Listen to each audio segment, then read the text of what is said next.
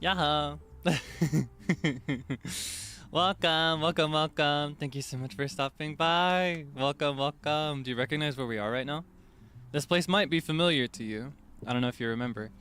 This is actually where me and the other boys of By the Beat, this is where we played Uno. Do you remember? Yeah, it's a nice little park, not too far. It's like, I think like 20 minutes out from the club, 20 minutes out from the live house. Yeah, natsukashi na. Isn't it nostalgic? It's been a minute now. I feel like it's not that long ago, but because we've still only been around for a little over a month, it feels like a billion years, doesn't it? Yeah, I figured this time of day it probably wouldn't have too many people hanging out, so I thought it'd be nice to just come hang out here today. Yeah, I thought it'd be nice to go out and touch grass. Location, Lord. Well, of course. This is just where we are. The birds, yeah. I really love the birds that sing around this time of year as well before they start migrating. Or I think actually they're migrating back home around this time, right? Because birds, they migrate to be wherever it's warmest, right? And we're coming out of winter, going into spring, summer-ish. Actually, we're well out of winter by now, so yeah, the birds are back now, I think. Yeah, I'm not much of a bird expert, I gotta say, but I've always loved the sounds that they make. Nice gazebo. They're gazebos! Like the It movie. You know what these are? They're gazebos!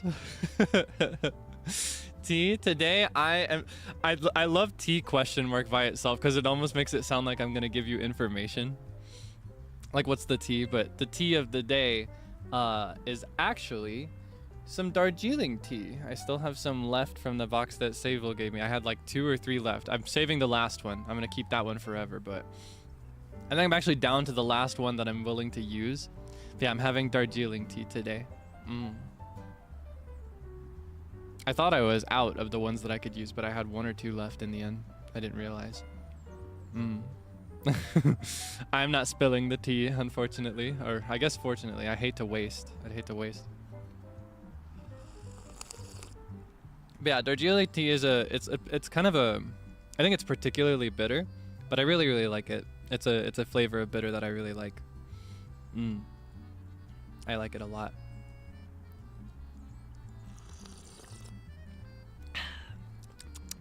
Any snacks? Not today. I ended up just eating before we came, sorry to say. Of course, you're free to snack if you brought anything. Stretch.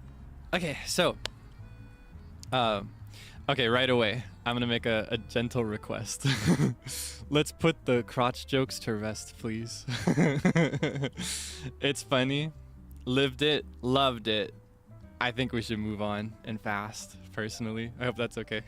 Let's put those to rest. Please and thank you. I'm kind of, I don't know. It was funny, but the more it gets joked about, it gets old. You know what I mean? And it gets old fast. It's very important to stay on vogue with jokes. You want to be current, and I think we've moved on. Thank you for understanding. Anyway, today we're going to talk about music. You may remember that I was originally scheduled to do Minecraft today, but I was a very foolish Kaelix. I was not paying enough attention to the people around me, and I did not realize that the other minecrafters, the other miners and crafters, already planned a trip for today to, I think, some place called the Highlands. I don't know all the details about that because I'm not there yet, but I would have felt really bad to overlap with my first Minecraft stream and to have them be doing their trip. I didn't want to distract from that, and likewise I'd love to be able to play with them, so I decided to delay it to next week in the end. Yeah, it's all on me. It's all on me. You can blame me and only me. I was the one that didn't pay enough attention. So I decided to reschedule it. In lieu of Minecraft today, we'll just be talking about music. I find that whenever I have like a regular chatting stream or anything with a Q&A box, I get a lot of questions about music.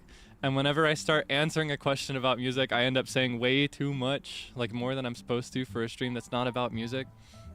So I thought I would just, I thought I would schedule out a dedicated and designated stream where it's just about music and nothing else. or mostly nothing else. I'm sure we'll have tangents. That's just how we are, you know, me and you. But I'm okay with that. I'll also, as a fun little bonus to sweeten the deal a little bit, maybe make it up to you for not being able to play Minecraft today. I'll also be jamming out a little bit. I tuned some of my instruments. I tuned my ukulele really quick. It didn't take long because I tuned it yesterday. I tuned my auto harp, which, proud to say, only took me like 9 minutes today. It usually takes me like 13, 14 minutes to tune that thing because it's got so many strings, and I'm a huge perfectionist when it comes to getting them exactly on pitch. But it only took me like 8 or 9 minutes today, and that feels really sexy to me. I feel so cool for that. You should praise me. Yeah, it takes a long time. It's a lot of strings. Actually, I might as well show you right now. Now that I've mentioned it, that can be the first instrument I show off. Hold on. I have it just over here, I think. Yeah. I have it in its cool little case. Look. If you hear those really scary sounds, that means it's working. Okay, hold on. And then I have to get my little picks as well.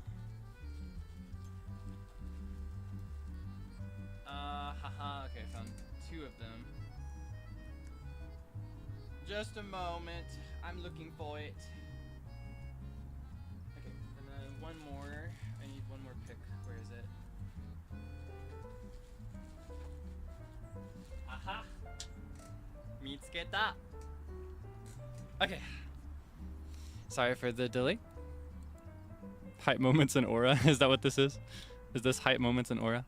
Okay, I'll turn off the BGM whenever I'm playing an instrument so you don't have overlap.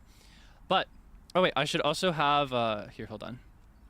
Here's what I'll do. I'll use my question button, my question box, but I'll change it for now to say, currently playing auto harp. Auto harp です。はい。対象ごとみたいな It's similar to the taishongoto, but a lot larger. This is I don't remember where it originates from, but it's very common in American folk music. So the way it works is I'm going to make a really ugly sound, okay? Warning, the sound is going to be really ugly. Really, really, really ugly. There are so many strings on this, a couple octaves worth. And if you just strum it without pressing any buttons or doing any coordination, it sounds like this.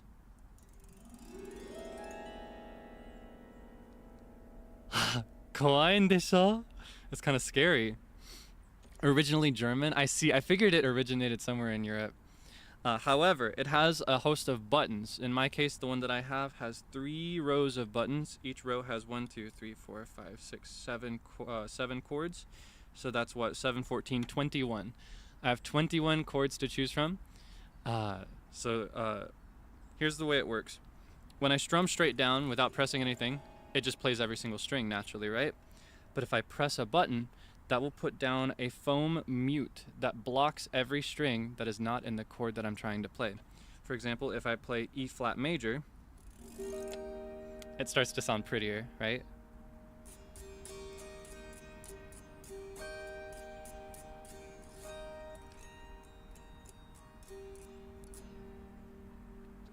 And when you get coordinated enough with it, you can start to do chords together. I think maybe like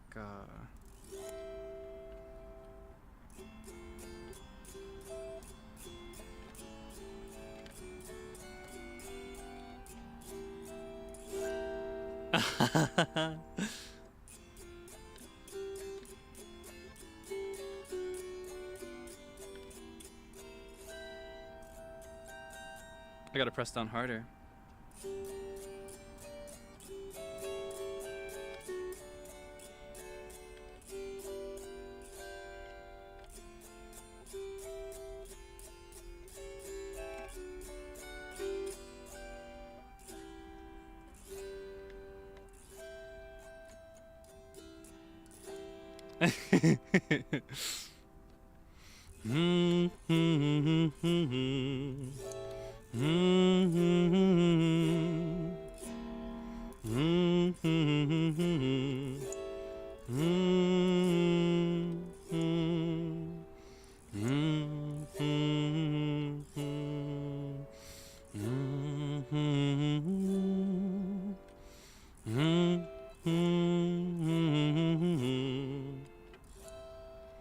Hmm.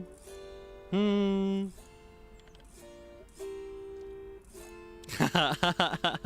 It's very pretty, right? I've always really liked this one. I really wanted this one when I was a teen, so I saved up everything I could for multiple years, and then I got one. These are generally a little pricey compared to the other instruments that I have, but this is I think this one's cheaper than average. This one's a bit cheaper than average. I don't know, it's what I could have at the time, and I'm very proud of it.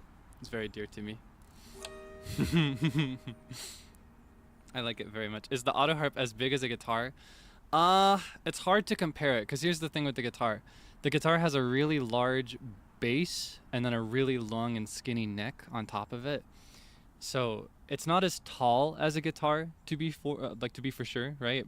It's not as tall as a guitar, but the auto harp is as big and as wide as the bass of a guitar. If anything, it's a little bit bigger, depending on the auto harp. Can it be louder? Here, I can adjust it like this. Maybe you can hear better if I go down here.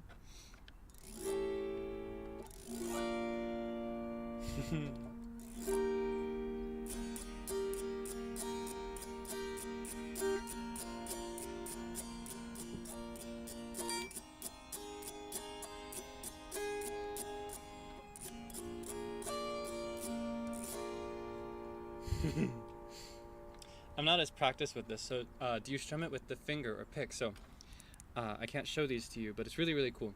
For the auto harp, you don't strum it with a traditional pick like you hold in your fingers with a guitar.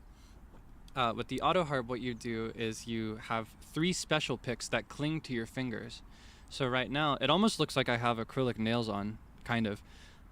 For my index and my middle finger, the first 2, they're little like claws that you put over the finger, and then they jut out over the nail, and it's like that. And then for the thumb, it goes sideways instead of going over the nail. So there are 3. I'm like clacking them together. Do you hear it? Yeah, very similar to like instruments like the guzheng, like East Asian harp-based instruments. They're very similar in the way that you play them. Except with this one, you have to play the chords automatically instead of manually. It's a lot easier, I think. Though I can't say that I've played those, but I imagine that it takes a lot more coordination to play those. Yeah, I have claws. What made you want to learn the auto harp? I had been exposed to it a lot when I was little. It's used in a lot of folk music, so I would hear it when I was younger, living where I live. And I just always thought it was the coolest thing ever. I was able to play it quite a few times before I got my own, but I really wanted to be able to play it more often, and I was just very fixated on it at the time. So yeah, very similar to the koto as well. Koto mitai na. So yeah, I really wanted to have one of my own. And then whenever my family would get together, because me and my relatives, a lot of us play instruments, especially outside of my house. Like I have cousins and uncles that play instruments. We like to get together and play music whenever we're having if we get together for like Thanksgiving, for example, we'll all just bring an instrument or 2, and we'll have a jam. It's always nice. Yeah, I've always loved artists like Woody Guthrie or Dolly Parton, and their music works really well with this instrument, an instrument similar to it.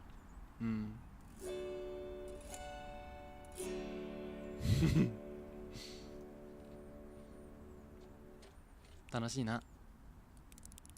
Okay, that's probably enough of this. But I thought it'd be cool to show it to you. I figured of all the instruments that I have or that I can play, this would probably be one that you weren't as likely to know or to recognize. And if I can expose you to something new today, that would make me very happy. Okay, hold on. I'm gonna put this away so that it's not making a bunch of noise as we go. I'll be right back. So I'll put this over here.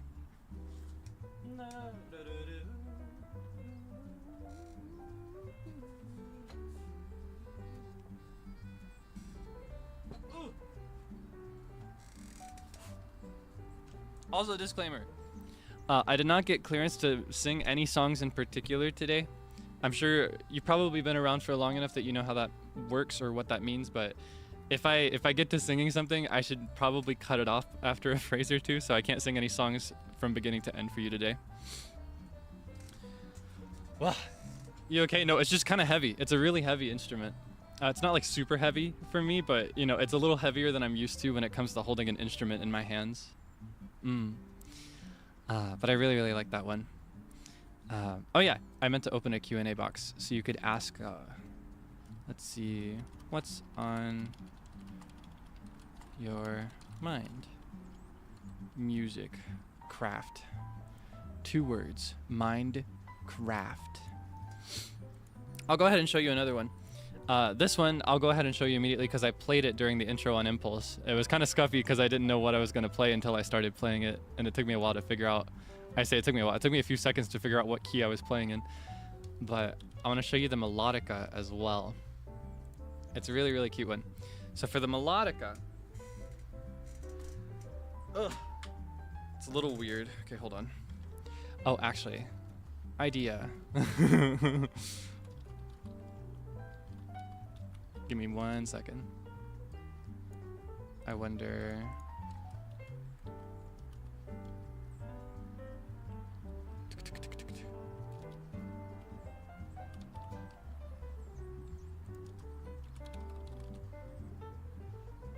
Can I do?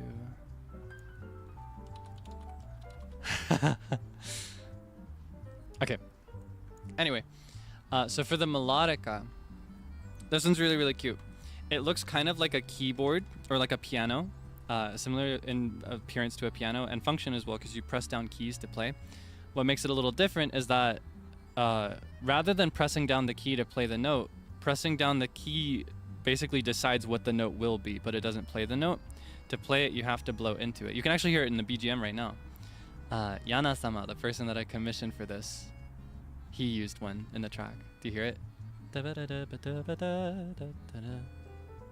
Very, very cute. I did not play that one in the BGM, but I can play one half decently, almost. I don't play it often enough. But this one is a little challenging because it sounds best if you don't look down at the keys, like in keyboard format. It sounds best if you hold it sideways. Then you can breathe into it more directly. But it's like a toy instrument. You may recognize this one. Someone's mentioned it just now. It's a very common compulsory instrument in music class for elementary school. And it's a really, really cute one. Very, very, very easy to pick up, in my opinion. Let's see. What is a fun...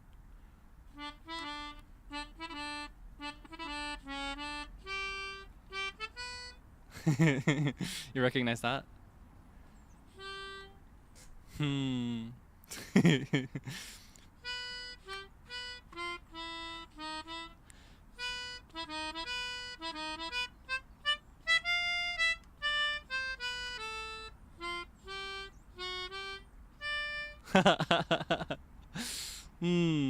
Or maybe you'll recognize there's a game that we've been playing recently. I wonder if you'll recognize this. I don't think we've even properly heard him play this yet, but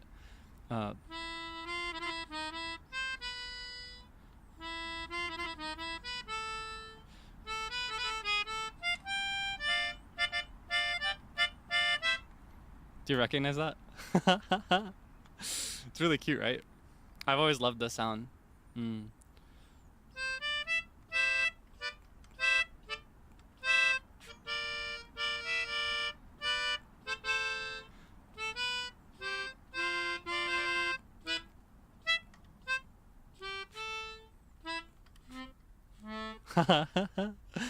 It's kind of tough. Playing by ear, mostly. That one I have played before. I do love to play by ear though, and I got pretty decent at that growing up because I've mentioned this before. I was never trained to play piano, so I only learned to read sheet music years after I first started. To learn to play a song, I actually have a deep attachment to The Legend of Zelda specifically for piano, and that I would go to a game, or not a game, I would go to an in-game area, especially in Ocarina of Time or Majora's Mask.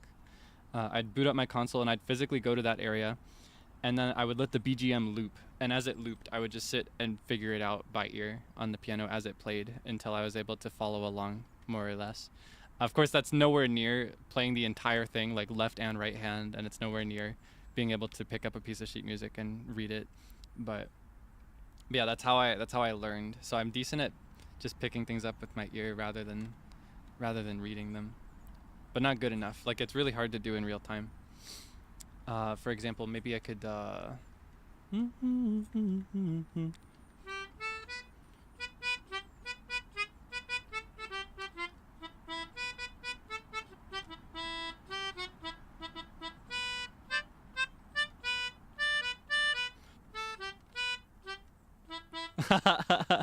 see, it's not perfect, but it's pretty. It's, you know, I think it's fast enough that I can be a little proud of it. I think if I actively trained it, it could be more useful. Or I wonder.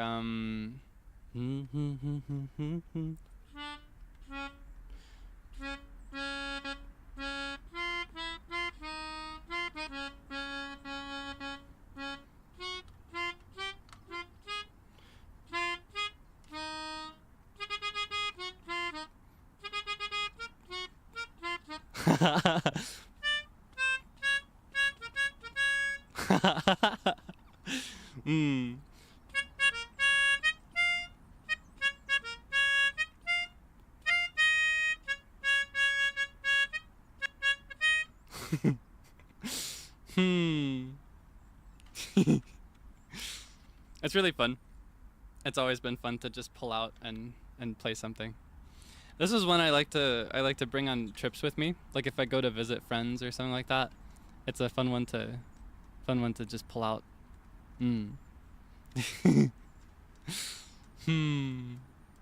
Okay.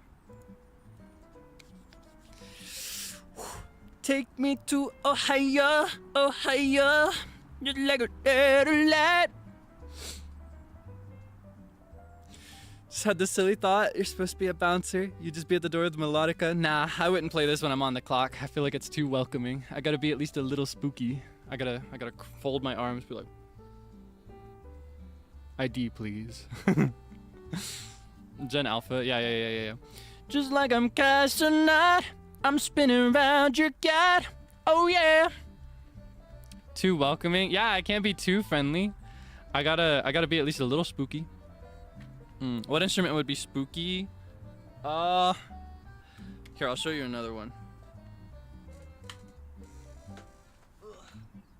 If I could get this one out. This one's gonna be a little hard. Hold on. This one is spooky, but only depending on how I play it. You can kind of hear it as it shuffles around in its little case. Okay, I'm gonna need to move. Hey, can you move over a little bit so I have more room? Thank you so much. Sorry, this one's a little big. It takes up a lot of space in front of me. Yeah, if you don't mind. Thank you so much. Okay. It's a little bit bigger. And I'm not as good at playing this one, but it's really fun. Woo. I'm a big fan of like toy instruments. I love the ones that are smaller and have a cuter sound. Of my toy instruments, this one's probably the biggest. Ooh, still small, especially compared to its relatives in the music family, but where is it? Where's my other mallet? I lost it. Did you see it tumble on the ground or anything? Oh, I found it. Okay. Sorry about that. So, oh yeah, I should adjust the text as well. So this next one is really cute. You actually encounter this one in orchestral music sometimes. It's called a glockenspiel. It's a glockenspiel. Some people call it like a baby xylophone, things like that. Very similar in function, just very small. So it has a baby sound. So for this one, the way it works is it's also similar in structure to a piano keyboard in that it lays out the notes. In this case, it's from a low F to, let's see, 2 octaves higher C. But I can't play that one because it's been a little damaged. I don't know what's happened here. I didn't even know that was damaged.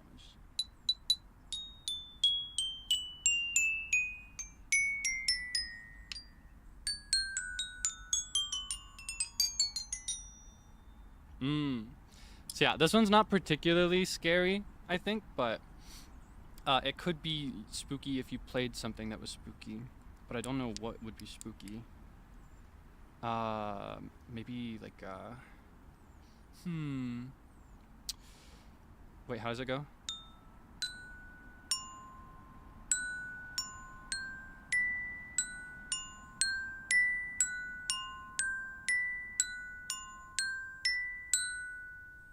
You see the vision?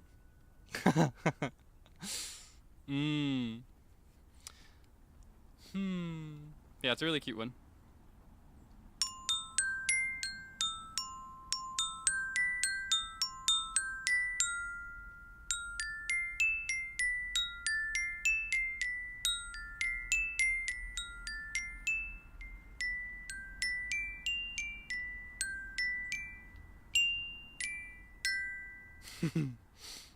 Yeah, I think it's mostly cute. The spookiest it can sound is just like a slightly cute, spooky vibe. Hmm. Hmm.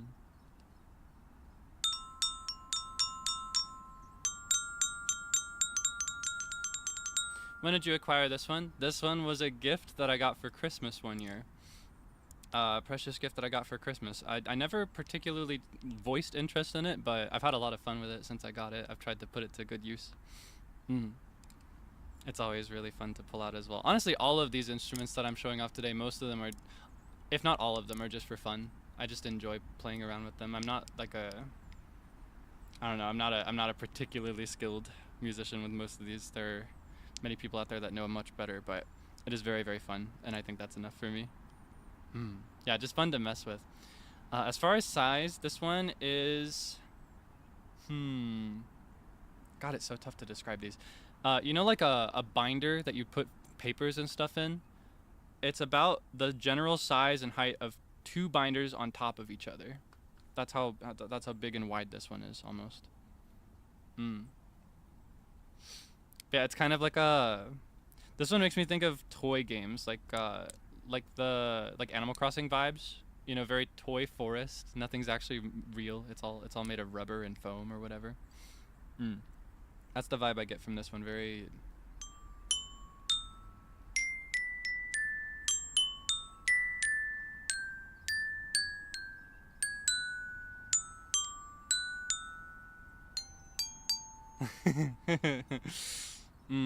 Yeah, very, very cute.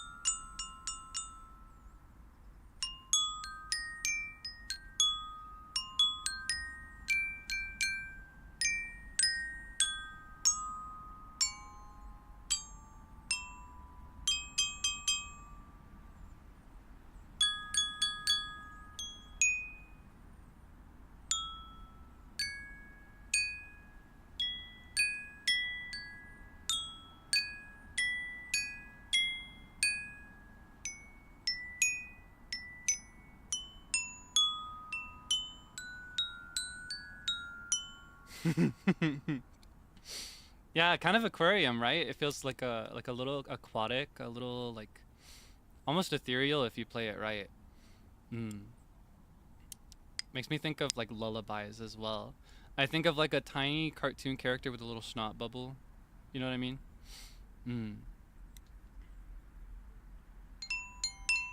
I particularly like the lowest notes that it has, like this little range. Because I think people generally use the glockenspiel to play up here, like on the higher end, but I've always really loved this area.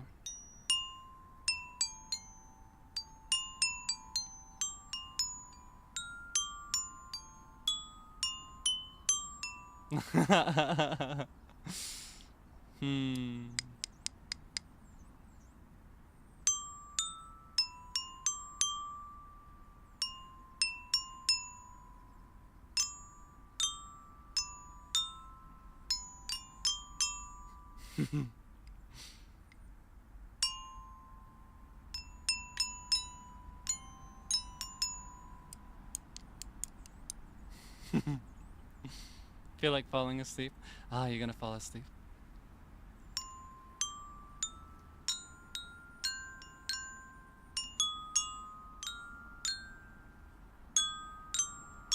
I think that might make it sound a little spookier, as if just like playing in a minor key, like very.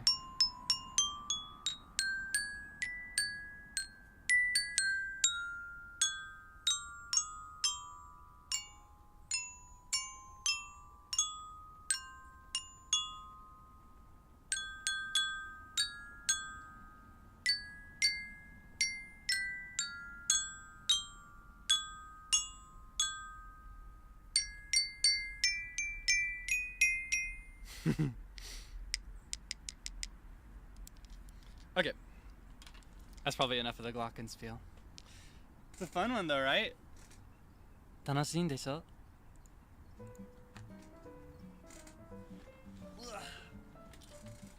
Yeah, a little wistful, right? A little wistful in a way. I hear like the furihora as well, like RPG horror games, free RPGs. Very like Witch's House, Mad Father, etc. I have that vibe here too. Very like na na na na na na na na na na na na. Sorry, this one's a little heavy too. Again, not heavy in terms of other objects, but heavy in terms of instruments.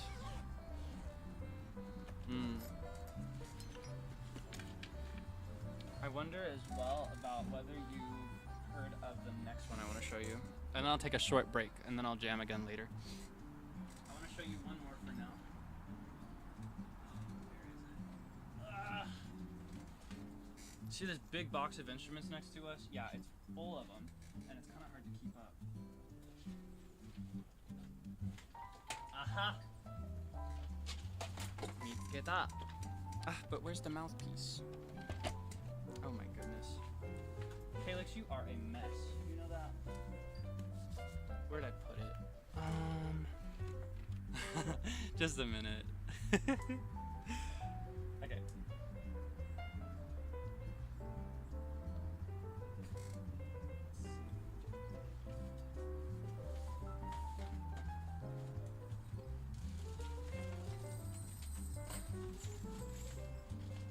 Mind the jingling. I found it. Sorry about that. Thank you for your patience. Yeah, did you hear the little bells? I've got some bells as well, some sleigh bells that you can use for percussion. There's not much to show about those. Do you want to hear them? You can just do like. This can make the BGM that you're hearing right now into a Christmas BGM.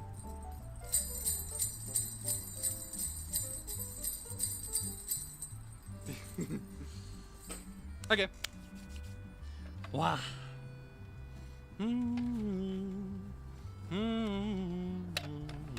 So, I just figured I'd show you this since I went through 2 keyboard-like instruments in a row. I figured I'd show you a third one as well. A third keyboard-like instrument. 4th instrument overall that we've gone through, I think, if I'm keeping count correctly. But this next one is called, this one's a little less common. You might be familiar with it though. Raising hand emoji if you know it, please. This is the Andes 25F.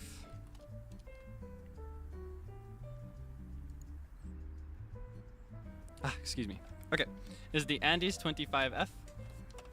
So the way it works is very similar to the melodica in that you have a keyboard layout, and pressing down the key determines which note could be played if you blew into it, right? I blow into this one as well. The difference is that with the melodica, you're blowing into reeds. Reeds are used in like a reed organ or harmonica, very similar sound. But this one, you're actually blowing into tiny little flutes. It's really, really cute. An artist that I really admire, Louis Zong, is the one that introduced me to this instrument, and he refers to it as like an instrument for a cool Yoshi. It reminds him of Yoshi, Nintendo's Yoshi. So a little sample of this one. If I just play a basic like.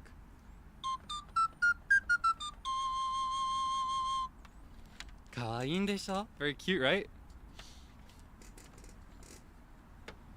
Yeah, I love Louis Zong and I love his music, so the moment I heard him playing with this, I needed to have one. I had to have it. I needed it so bad, so I'm very, very thankful to have it now. Very dear to me.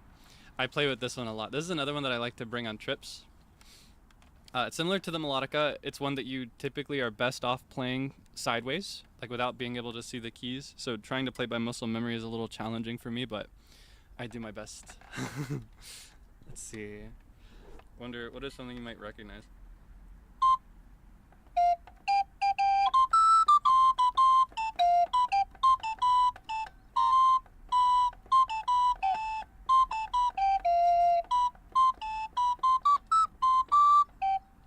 Okay.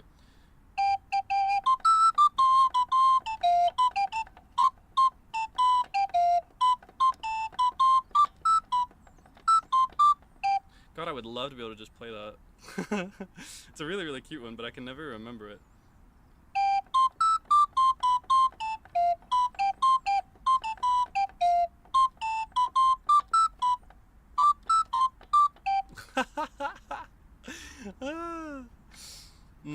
Or maybe something else you might recognize, I wonder.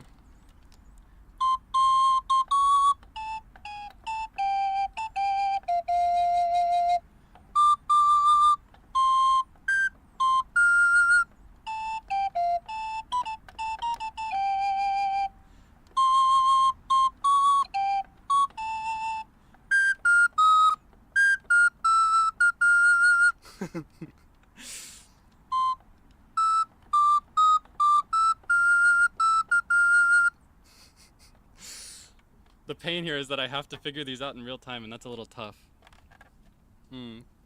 It's cute though, right? Or maybe, what is another one that I could do? Scratching my head. How about, how could I do that one? What key would that be best in?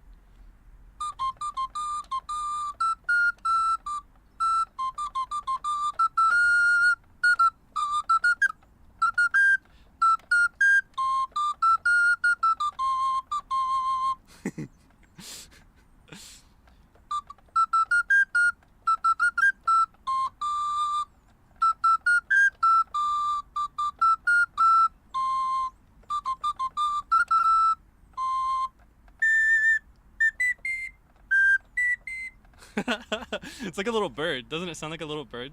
Like a cockatiel, almost? That's what it's always reminded me of. I imagine a little bird just jamming out. Yeah, I think this one is best suited for really cute songs. Very, very cutesy baby toy, similar to the melodica and the glockenspiel. I mentioned that I really love toy instruments, right? Yeah, this one is named the Andes 25F after like the Andes mountain range, I'm pretty sure, because I think that's one of the most popular destinations for pan flutists. Like if you want to hear someone play the pan flute. And that's basically the base of this. It's kind of just like a reconstructed pan flute. It's like a pan flute that instead of blowing directly into the flute, you have a little tube system, a network of tubes that guide it to the correct note. It's like a keyboard pan flute. Sounds fit your personality, really? It fits my energy, you think so? I'm glad to hear that. I think they have a very like fun and whimsical feel, and that's the kind of person I like to be. It's the kind of person I don't know, I feel most myself as, so. When you say toy instrument, do you mean small or toy poodle or actually meant to be toys? Some of them are actually meant to be toys. Some of them are just small. For example, this one would not be very appropriate to call a toy because it's a little specialized, and it's like it may be really, really cute, but it's another. Instruments are not cheap. Instruments, my pockets are gasping for air every time I get a new instrument for months. Kaelix, please, have mercy. And I'd hesitate to call anything cheap a toy, or anything that's not cheap a toy. Toys are, well, I guess there are expensive toys out there, but ultimately for me, all of them are toys because I just use them for fun. I'm not using them to professionally record anything. Yeah, I really like them. I wonder, what is another scratching my head?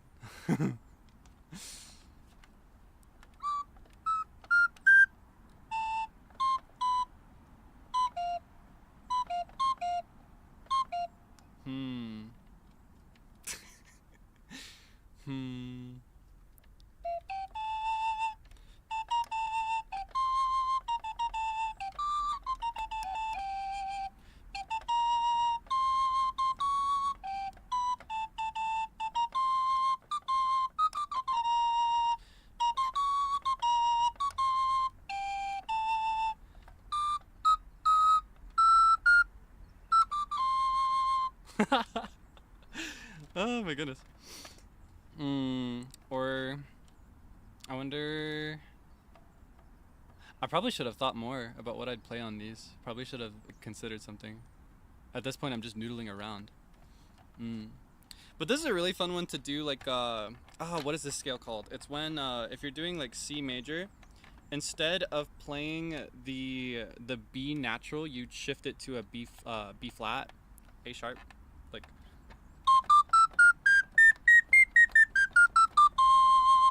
Either that or a separate scale entirely where instead of playing F natural, you play F sharp. What is that one called? Do you know?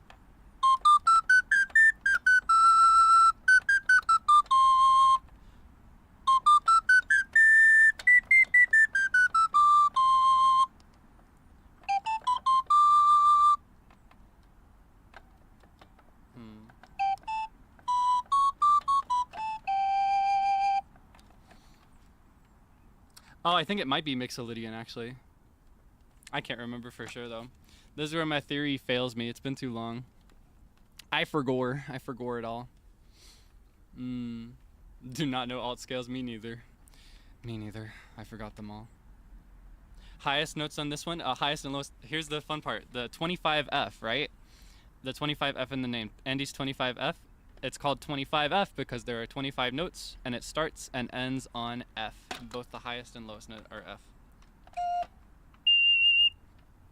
F. 3 octaves.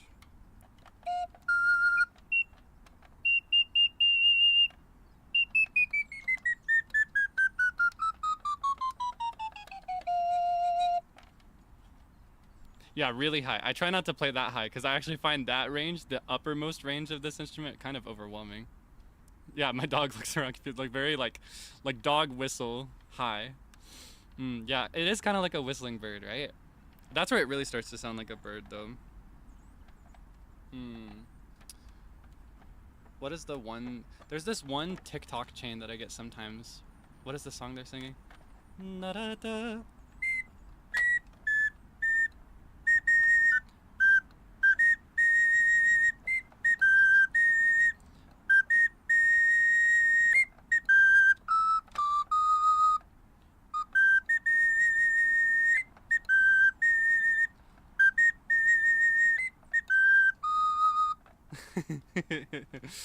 I get this TikTok all the time of this girl trying to teach her parrot to sing that. It's always really cute though. I listen from the beginning to the end every time it shows up. Yeah, I really like this one. This one's very dear to me. This one was actually, I mentioned the price, but this is actually a gift from 2 of my dearest friends because they were there to witness my crash out when I discovered this instrument. I was showing them all these cool videos and their response was to get it for me without telling me. I yelled at them so much, but I'm still so thankful. So I'll try to put it to good use forever to to make use of their gift. Okay. I'm gonna take a break from jamming for a bit. I want to talk about music as well today, and then I figure when we've talked about it for a bunch, we can jam out with some of my other instruments. I've still got some I haven't shown you yet, or some that I've shown you but I haven't shown you today.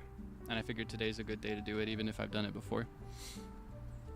So let me actually look through the Q&A box that's been brewing this whole time that I haven't acknowledged yet. And let me set up this as well. Question, answer. Okay.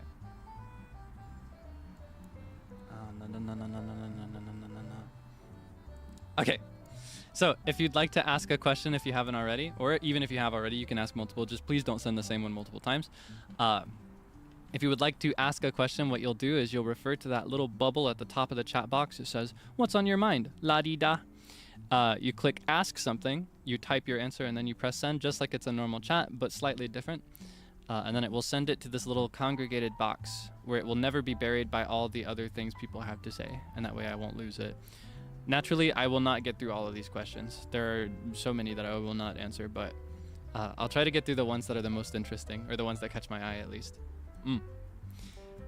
Thus concludes the explanation. Okay. Let's see. And naturally, because today is a music stream, I'll probably only be answering questions related to music, so Please save any other questions for another time.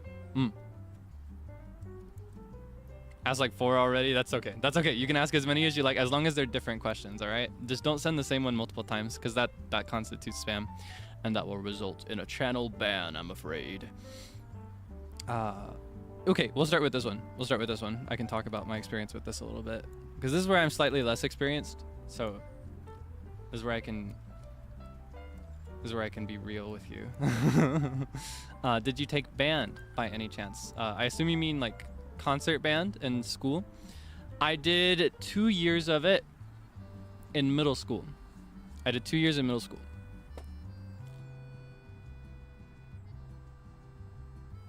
me. I need to have a sip of my tea first. Hold on. There's something in my throat. Uh-oh. If you got a beverage on hand, let's get hydrated together.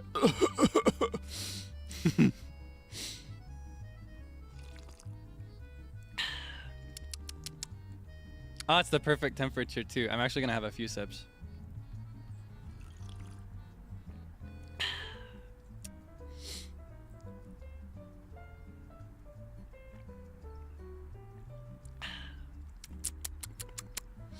Root beer. I always loved root beer. When I still drank soda, that was my favorite one. I don't drink it anymore though.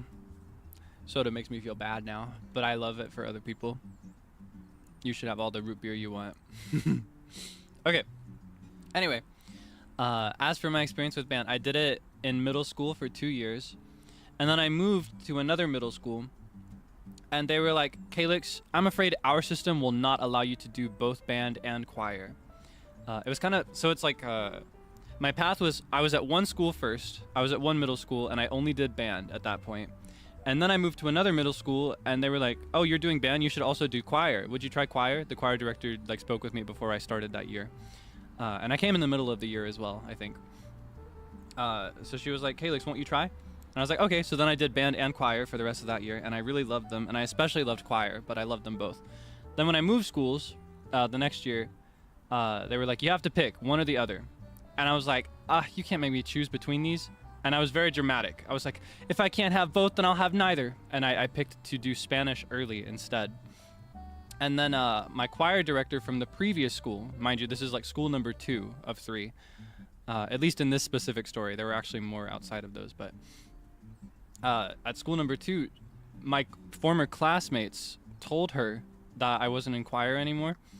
And she was so like, oh, you gotta be in choir. And so she emailed the choir director at school number 3 and was like, you should talk to this kid and ask him to do choir. He really enjoyed it, etc., etc. And the new choir director came to me during lunch one day, and he was like, Kaelix, I got an email from a Mrs. Insert Name, and I'd like to talk to you in my office, please. And I was like, okay. And so then I did choir from that point onward, and I never did band again. I would take lunch in the band room sometimes, but yeah, I never did band again. When I did play though, I played trumpet. And I think for my age I was pretty decent. I still have my trumpet, so I'd love to pick it up sometime. Not today. Not today. I haven't pulled her out of that case in years. It might not even be playable anymore because I haven't been doing regular maintenance on it. A lot of instruments that you'll play in band, especially brass instruments, can be a little fragile in terms of like the maintenance it requires for it to be playable. It might be rusted to nothing at this point. I wouldn't know. And I hate to have neglected it like this, but yeah, I played trumpet. Yeah, trumpet person. Here's the thing. There's like a personality that's associated with trumpeteers, right? Or trumpeters, I think might be the actual term. I remember my second year when I was at the bigger school that let me do both band and choir. We had the regular band director, and then we would have guest directors every now and then that were specifically for one section. And we had, there wasn't just a brass director. There was like a trumpet director and then the rest of brass, I think. And for trumpets, he was really, really charming and charismatic and loud. And he taught us what he called the trumpet handshake. Do you want to know about the trumpet handshake? It looks like a normal handshake, but it comes with an accompanying phrase, all right? You shake somebody's hand and you say, I'm better than you. That was the trumpet handshake. I thought that was the goofiest thing ever. But yeah, trumpet players tend to have the main character ideal, you know, they think they're number one. And I don't think I'm number one. I try to be humble, but I think I thought I was number one when I was a tween, so I guess it was suited to me at the time. Yeah, they're kind of toony, right? They're kind of toony. Yeah, I always loved band kids. So even when I wasn't playing in band anymore, I still would hang out with the band kids. A lot of my closest friends were in band. And if I ever went to like a football game or anything like that, it was mostly for the band more than the actual like football team. The only sport that I ever participated in for the team, or that I say participated in, that I ever went to watch for the team was baseball. I really liked the guys on the baseball team. They were really cool. They were a really good time. And I was in yearbook at the time as well, so I would like ride along with them to their away games, and I would take pictures for the yearbook. I loved the baseball kids. But yeah, I never went very far with band. I always wanted to, but I just wasn't allowed to do both at that school. And at that point, I never moved again after that one. So from that middle school onward, I was in the same system that would not let me do both band and choir. And it got even harder later on in high school, because by that point, I was also doing college stuff. I was doing college courses. And at that point, I didn't even have time for choir. My last year, I only did choir for the first half of the year, which is very unusual, because choir is usually like a full year class. But I had to work out a special arrangement with my teacher where I would only be there for the first semester, and I'd still get a grade for the second one, so that I could balance my college courses. But he was totally cool about it, and he was totally understanding of my situation, so thankful for that. But yeah, I did take 2 years of band to answer the question. All right, let me get another one. But yeah, I'd love to play trumpet properly. It'd be really useful, especially for jazz music, which I really love. Be nice.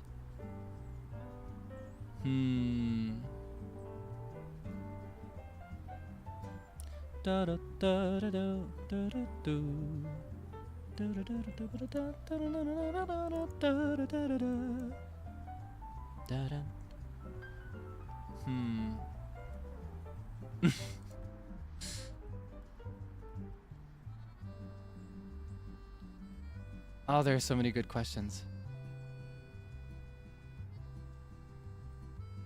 Oh, it's so hard to decide. There's so many things I want to talk about.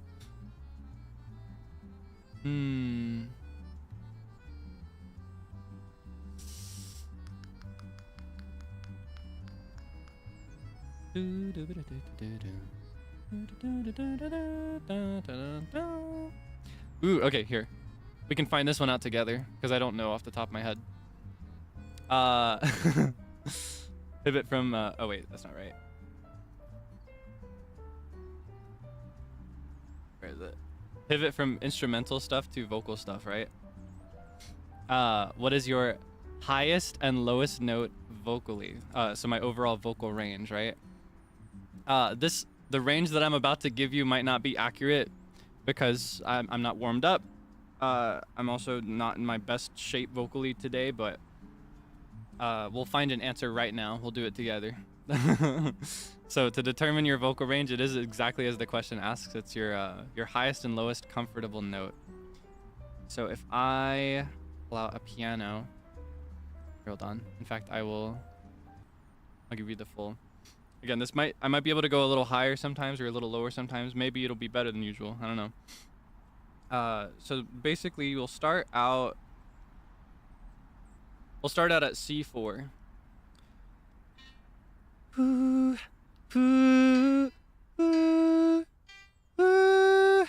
This is where we have to start getting into flats, semitones.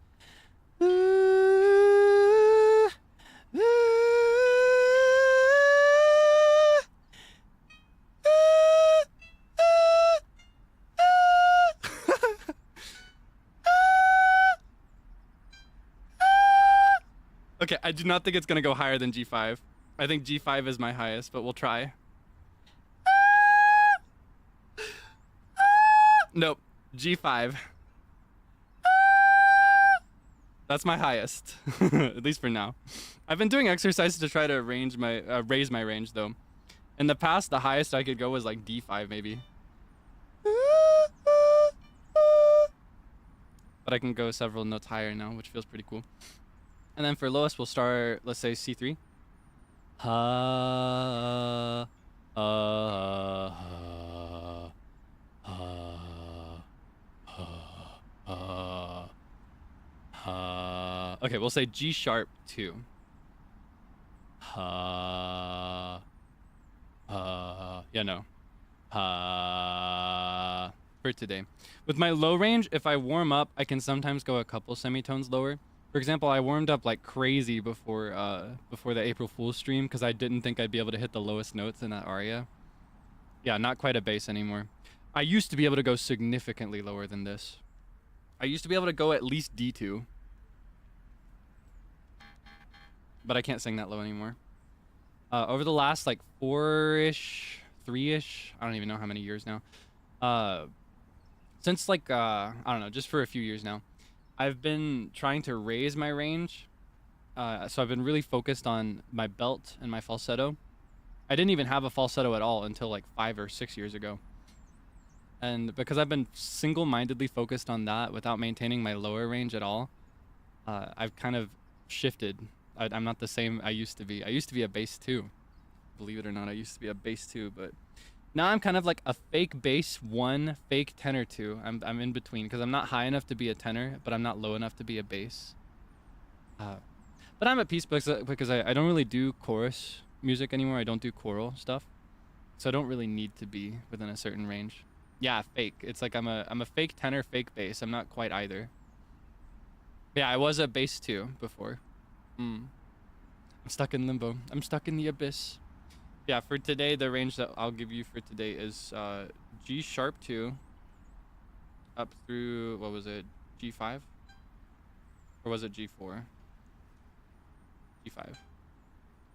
I scratched my head. I can't remember. I've already forgot. Seemed like a baritone. Chorally speaking, baritone isn't a real section. It's not a real thing. People will generalize bass and tenor into baritone sometimes, but it's not an actual like.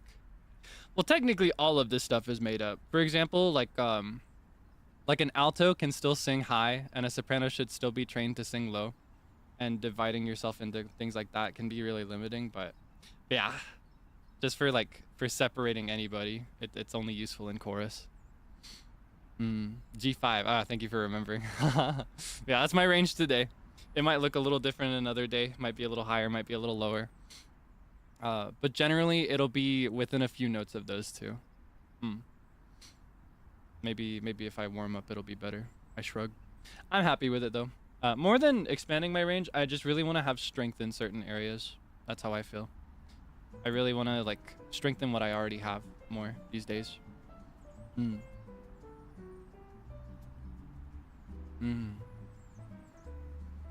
Okay, let me find another one.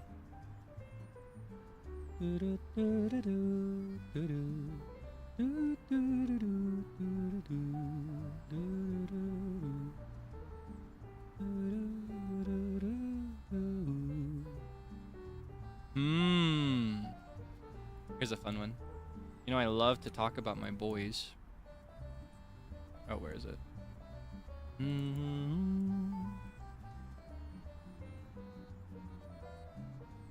Okay. What genres would you like to try out for duets with By the Beat members? Here, I'm gonna expand that to. I'll expand that to just By the Beat. Okay. So for this, I want to try all kinds of stuff. Naturally, I'm personally most interested in jazz. I'd especially love to drag Mr. Ginjoka into a jazz song against his will because he said on stream multiple times that jazz is his weakness. And I want to fix him because jazz is justice. Jazz is superior to all other forms of music. No, I'm kidding. There's no such thing as a superior form of music, but it is my personal favorite. So it would make me really, really happy to give him more confidence in it or to, I don't know. I think he's built for it, personally. I think he has the voice for it. So I think he's crossed. Aside from that, I'd really love to, with Frio and or Sable, I'd love to get on something darker. They really love like darker vocalo and like darker J-pop artists. I'd love to get on something like that at some point. I'd love to find like a darker, maybe a breathier song, something to challenge me more, something to sing really breathy. Yeah, something kind of grungy, something kind of cool, maybe a little scary even. Visual K, maybe, but I'm thinking more like think like the type of stuff that Chogakse would cover. Do you know Chogakse? Yeah, stuff like he would cover, like Vocaloid producers like Akari, for example, or I don't know, just that general flavor of slightly darker music. That's something I'd really like to sing. And then for the group as a whole, I'd love to get them on anything really cute. Miyasta Yu, yeah, he's another good example of the songs that he chooses to cover.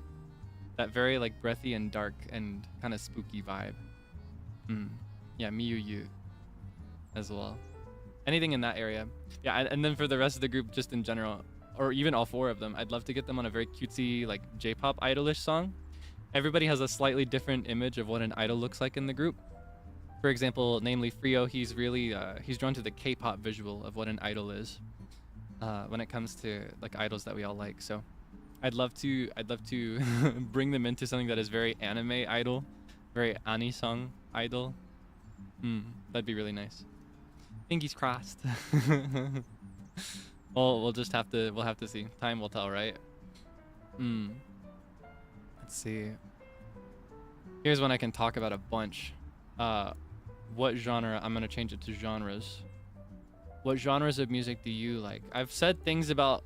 I talked a bunch about this in 2.0, I think, or I had some examples listed in 2.0. But the time has come to just yap at length. I like so many genres of music, and it's so difficult to keep up with, and it's so difficult to name. My playlist is such a freaking mess. My playlists are such a mess, and I don't even listen to playlists anyway. I make playlists so that I don't lose songs.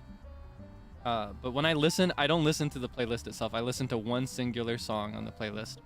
So it's like 1 second I'll be listening to like a classical piece. I'll be listening to like Arabesque No. 2, and then the next second I'm listening to like a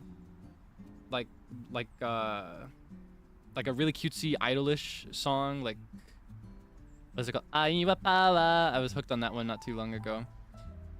Or 2 seconds later I'll be listening to like vintage Ukrainian jazz from the 60s. Or I love a lot of bolero.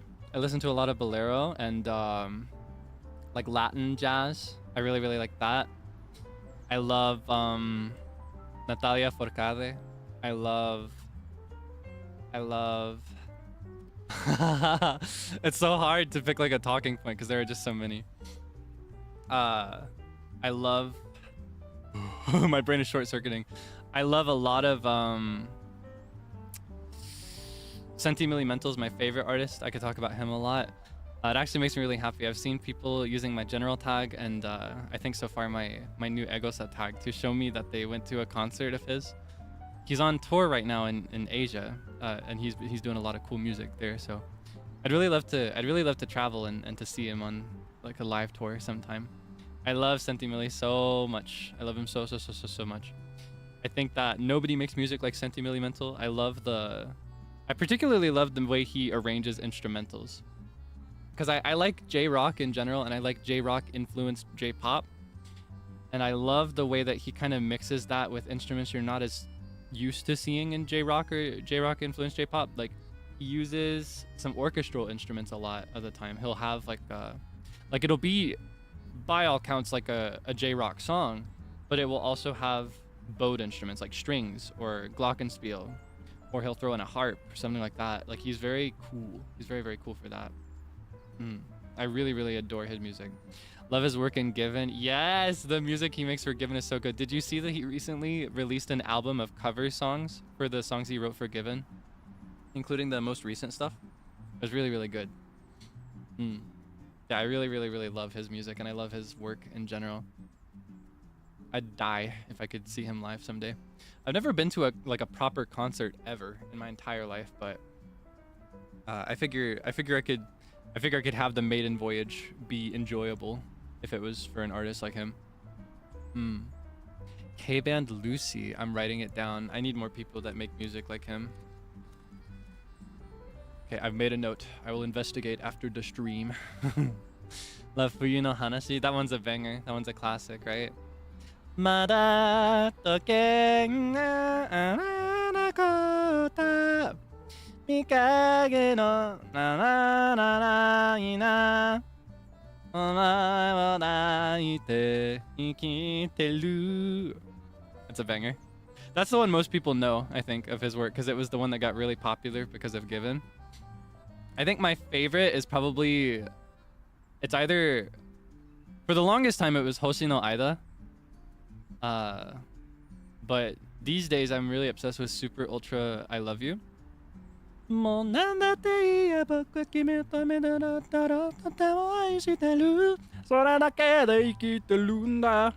love that so much. It's so cute. I love the song so much. So dear to me. You gotta go listen to it, okay? Super Ultra I Love You. Senti Milimental. It's a beautiful song. Makes me so happy. I play it so much. That's the one I've looped the most. I think I had like... Honestly, this might be rookie numbers for Spotify users, like people that really live on Spotify, but I think I had like 700 plays last year, which for me is a lot of plays because I don't spend that much time actively listening to things. But yeah, I love Senti Milli. He's so cool. I think he's so good. I need everyone to know his name. I need him to be the most mainstream artist ever. I'm the opposite of the norm, I think. I think a lot of people, when they have an artist that's slightly less recognizable in their list, they're like, I have to gatekeep. I can't let people find out about this guy. I can't let them have him. I'm the opposite. I need every artist that I like to become super turbo famous so they can have every opportunity and can have an unlimited budget so that they can make more cool music for me specifically to listen to. No gatekeeping. I want my artists to be big and famous. But you're the gatekeeper? Yeah, but that's only when I'm on the clock. I'm not on the clock right now. I'm not gonna gatekeep information. I'm just gatekeeping the club. I'm gonna have a sip of my tea.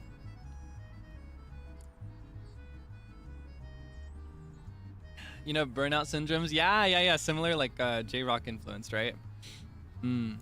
I like a lot of those, like the J-rock bands that you'll hear for anime, like anime themes especially. I really love Bump of Chicken. The name is such a funny name to me, by the way. Do you know why they're called Bump of Chicken? What is the actual term? It's like a mistranslation of the Japanese equivalent for goosebump. Hold on. What is it called?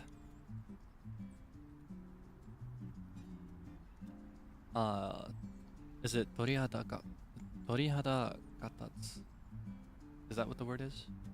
Torihada. Yeah, like goosebumps. Torihada. That's what Bump of Chicken comes from, I think. I think it's like a loose translation of like goosebump. Whenever I first heard the name, I thought it was like because a lot of bands, they'll have goofy names that they just came up with on impulse. I thought maybe they were having chicken noodle soup or something when they were deciding the name. I was like, what's this mean? Yeah, I asked a friend once and they said that it was like that. Ohayou gozaimasu. Okitara haishin shitete ureshii. Bump of Chicken suki. Ore mo suki. I love Bump of Chicken. I think their music is really, really fun. You may remember, I think it was Bump of Chicken, right? Was it Bump of Chicken that made the song that I sang on debut? I wonder. Yeah, the song that I sang in my debut stream, Souvenir, was actually by Bump of Chicken. I really love their music. I also really love, what is another good one? They did Sleepwalking Orchestra from Delicious in Dungeon Meshi. 外から窓をくぐった光がいかに作った最初の音だったパパの手をたやすく取られて I love that song so much. It's so fun. I really want to sing that one someday. I'll have to put it into another set list sometime. Maybe if I ever do one that's like anime centered or something. Yeah, I love Bump of Chicken. They're another favorite band of mine. Then when it comes to bands, another one I have to talk about that people don't always recognize as a band is Millie. People see the name Millie and they think it might just be one person, like the vocalist, Cassie Ue, otherwise known as Momo Cashew, but it's actually a band of people. It's a band of people. There's like a lead composer and arranger. They've got a dedicated bassist. I think they still have a dedicated drummer. And then they'll have guest instrumentalists for other things like strings and stuff. But I love Millie so much. They are my favorite band by far. I listen to every new song the moment it drops. I've listened to every single album. I just think they're so cool. And I've also been listening to them since like Cry of Pluto. Like their first tracks ever. I've been there since Mag Mel. I've listened to all of their albums, and every single one gets so much sexier and cooler, and they like level up all the time. And they're starting to become more and more recognized, which makes me really happy. They're starting to get like jobs for big anime and stuff. They did more recently, I think one of their big things was they did the theme for Promise of Wizard. I was looping that song without even knowing it was a Promise of Wizard theme. Or they did I think their first big thing was that they did the themes for Goblin Slayer. Goblin Slayer was kind of big for a minute, right? Yeah, I really love Millie. I think my favorite Millie songs, I love Dancing Ghost Ball Jointed Darling. I love that one. I think a longtime favorite is Bathtub Mermaid. I've always loved Bathtub Mermaid. I love... this is where it gets really hard. Yubikiri Genman, that's a really good one. Tohi machi de. I love that one so much. So much. It's so fun. Utopiosphere Classic, stuff they did for Limbus Company. Yeah. They did a ton of stuff for Limbus Company and like Library of Arena. Very similar as well. Yeah, I love all their music. I love every single one. If I can get you to listen to one new artist today, I need you to give Millie a chance. I'll yield that they might not be for everybody, because their writing style and their like Cassie's performance style is a little unconventional, but I think that's a huge part of what makes them so interesting and charming, and part of why I'm so addicted to them. And in general, for their songs, rather than writing something that is just focused on sound, which is very common for music, you'll want something that's mostly just catchy, and then it will take like a backseat for like anything symbolic will usually take a backseat. It'll just be general. They tell usually linear stories, beginning, middle, end for most of their songs, and you can tell through the lyrics themselves what's going on in a lot of them. It's really romantic and very pretty, and I love it. And some of them are really tragic. Some of them are really tragic as well. Dima was how I found out. Yeah. I think that might be how I got my first exposure, though I think I was also following Momo Kashu as a solo artist before, when she was just doing like Vocaloid music on her own. Like I liked the Dummy series. I loved Pumpkin Spice Dummy, if you know that one. Yeah, I love Millie very much. How do you spell it? It is M-I-L-I. Yeah, thank you so much to those that are answering. M-I-L-I. Millie. It's kind of funny to me that my two favorite artists, like / artist and bands, right? Number one for soloist is Sentimental. He's also number one overall. And then number two is Millie. Because they both have Millie in the name. It's a funny coincidence, in my opinion. Yeah, I love Millie. I love Millie so much. So dear to me. I love the composer Yamato Kasai, right? I love his general tone and style so much, and I love his musicality when it comes to making a track interesting. Sometimes they'll release demos. I don't know how much they do this nowadays, but they used to release a lot of demos on SoundCloud, and it was kind of interesting to like listen to the demo and then like 6 or 7 months later hear how it's changed for the actual full version of the song. And then with Cassie Wei, vocalist, I love her. She's very versatile, I think would be her biggest strength. She has a voice that's very like, it doesn't matter what the song is, she can make it hers. You know what I mean? So there are songs where she's singing really darkly and dramatically, and then 2 months later they'll drop a song and she's singing very like fragile and small. She sounds almost like a child. I just think she's so talented and so cool and so skilled. She's put so much work into this as well. So yeah, I love Millie. I love Millie so much. I need you to check out Millie. Might not be to your taste, but I love it. I just need to know that everybody has listened at least once. That'll be enough for me. What else do I like? Hmm. I've talked a little bit about liking idol music. I love like any song idol stuff. My biggest introduction was Love Live. I was obsessed with a couple of those girls. I particularly really loved BB and Lily White as like subunits. With BB, I was more interested in the characters because I was obsessed with Ellie. She was my favorite. I just loved her so bad. With Lily White, it was all about musicality for me. I loved the music. And then later on, when Aqua came out, Guilty Kiss took #1. I think I like Guilty Kiss more than either of the other two. I love Guilty Kiss. I like every single song they've dropped. I love Shadowgate to Love. I love what is it called? Their first big one was Strawberry Trapper, right? That's a really fun. Ready?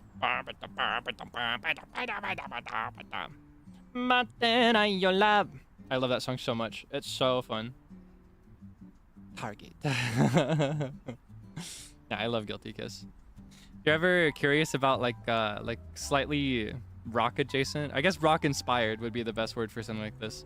Rock inspired any song. I think Guilty Kiss is a good choice. Bonus points if you are already familiar with and like Rosalia from Bang Dream. Because Rosalia has a very similar sound and aesthetic to Guilty Kiss, I feel. Then years later, I fell into the like OnStars hell. I got stuck there for a while. That was like all I would listen to for a couple years. I loved OnStars music very, very much. I still do. I still listen to the music. I don't really keep up with the story at all anymore, but I still listen to the songs as they come out, or I try to. I've missed a few, I think. I haven't been keeping up lately, like last few months, but yeah, I like OnStars' music. I particularly loved Undead musically.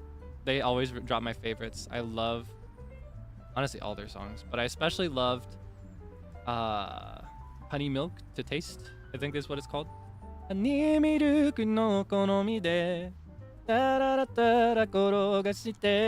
that so much. And I love, what else do I love? I always found Rabbits really refreshing as well, because it's really charming, I think, to have a group of adult men singing really cute stuff. I feel like it was kind of unusual, at least to me. I had never seen anything like it before, so it really inspired me to see men just unabashedly sing cutely, you know? How about Knights? I think Knights has interesting characters, but I've never liked much of their music. I think they have 2 songs on their entire discography that I enjoyed. It's just not for me personally. That's where I start to dislike it a little bit, or maybe not dislike it, just not like it, you know? But I love their voices. I think Knights has the best vocalists of the entire franchise, actually. Like, I think the most moved I've ever been by an OnStars song or an OnStars performance was actually in it was one of the Starry Stage lives. I don't think it had all the members of Knights. I think it was like 4 out of 5. And because they didn't have everybody, they did a slightly different version of, is it Article of Faith is what it's called? They did an acoustic version that had a guitar backing, and they were sitting in chairs. Oh my god, it was gorgeous. It made me tear up a little bit listening to it. It was so good. It was so freaking good. I want to do something like that someday. So yeah, that was a big one for me, and I think that's one where they won me over a lot. Aside from that, when it comes to their recorded music, what I consider like the actual determinant of whether it's for me, right? I loved Knights the Phantom Thief. I think that was their best one. They have not topped it yet for me. I loved Knights the Phantom Thief. Mission complete. Ah, delicious. And I love Valkyrie. Yes, how about Valkyrie? I love Valkyrie. I was obsessed with Valkyrie. Valkyrie's another really refreshing one for me. And that with idolist music, a lot of the time you tend to get very cutesy stuff, very J-pop, very poppy, very upbeat, very fun. Valkyrie has a very mature and classically inspired approach, so they use a lot of orchestral instruments.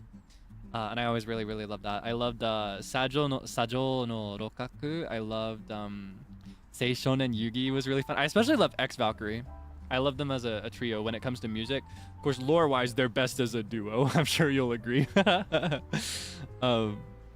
Yeah, I also loved I love big track, Miwaku Geki, Ali Project. I love Ali Project as well. Ali Project is one of my favorite artists ever, so it made me really, really happy to start digging through the OnStars discography the first time and to discover a couple tracks by them. I love Valkyrie so much. I love Valkyrie's music. What else was there? I loved Eden. I think Eve is my favorite overall of the entire franchise these days. I love their singing voices are everything to me. It has my favorite seiyuu. They have a really cool like style whenever they sing as a duo, though they only have like 3 songs as a duo. So Eve mostly makes their appearances in Eden as a quartet, right? Think you would like music from A3? I actually do. I haven't heard all of it. I've only heard a small handful of tracks from A3 because I never followed the game for A3. I don't know all the characters at all. But I did watch the anime for A3 at one point, so I know like I basically understand the essential cast, like the original cast. But after that, like when they start adding people after the first year, I don't know any of those guys. Very sorry to this man. If I saw him on the street, I would not recognize him. Very sorry to this man. Yeah, please get into Hypnosis, Mike. That's another one where I've listened to it, but I haven't gotten into it. I don't know the characters. But with that one, I really liked the Buster Bros. I love siblings in fiction. I love siblings who do stuff together. I don't know. My bias might have a very clear origin for you. Yeah, I thought it was cute that they were brothers and were making music together. So I really liked them. I was drawn to them. With Hypnosis Mike, though, I've never gone out of my way to listen to much other than I listened to their very first album, so I know like Ohabukuro, where they do like the radio segment thing for like the Ikebukuro radio line or whatever. And I've heard their solo songs for the first album, and I've heard a bunch of the group songs, like with everybody, like the battle anthem or whatever it's called. Like Ikebukuro Daihyo Makuro Kara Maikuro. Like I know that one. Geeku na style, ato teki soru jidai no shin jidai no crime. Ata eiyo arima, sore dake ga karma, chuchou wa kaimu da, rhyme dake ga lifeline. 2次元でも3次元でも俺は俺だから決めつける奴らはおととい来い. Yeah, I know that one. I know that one. Or there was しゃべろうのってパン何しゃべろう取りまぐろしとけマクフォンワカハリクなりくでばフロールクのフローショットフォトシュシカキケテコボクのプルティ. I like those. I like all the group ones where it shows off everybody. But I never listened to much out of that. Though I think my favorite, it was Saburo's. I don't know if it was his first or his second solo song, but it's the one that samples Dis Ire. Dis Ire, like the End of Times song, the classical piece. I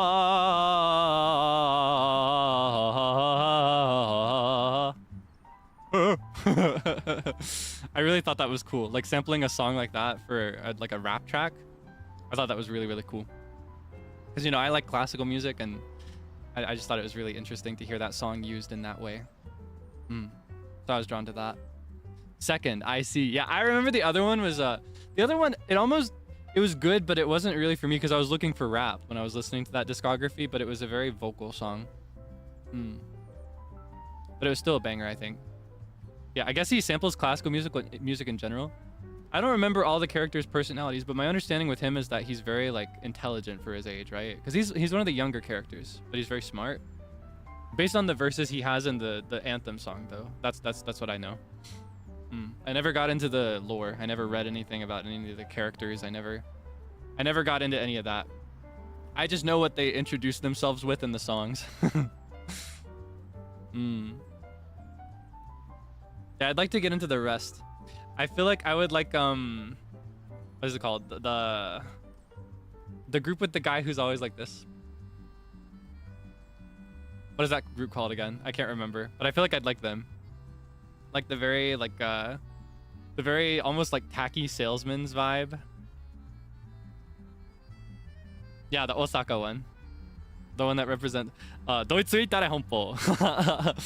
Homies, we are Doitsui Tare Honpo. Yeah, I thought they were cool. I was curious about them, but I never got into it. I never digged into it. Never looked into it at all. Yeah, I'm curious. I'd like to get back into it. Likewise, I'd like to look into Paradox Live. Very, very similar.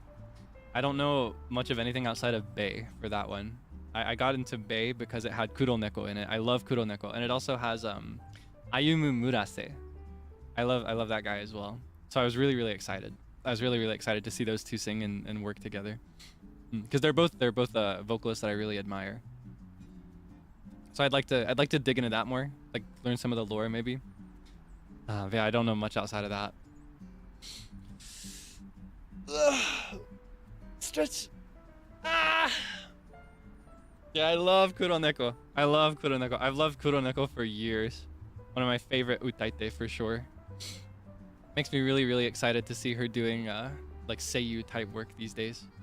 I hope to see a billion more. No reverb. Okay, another stretch for you.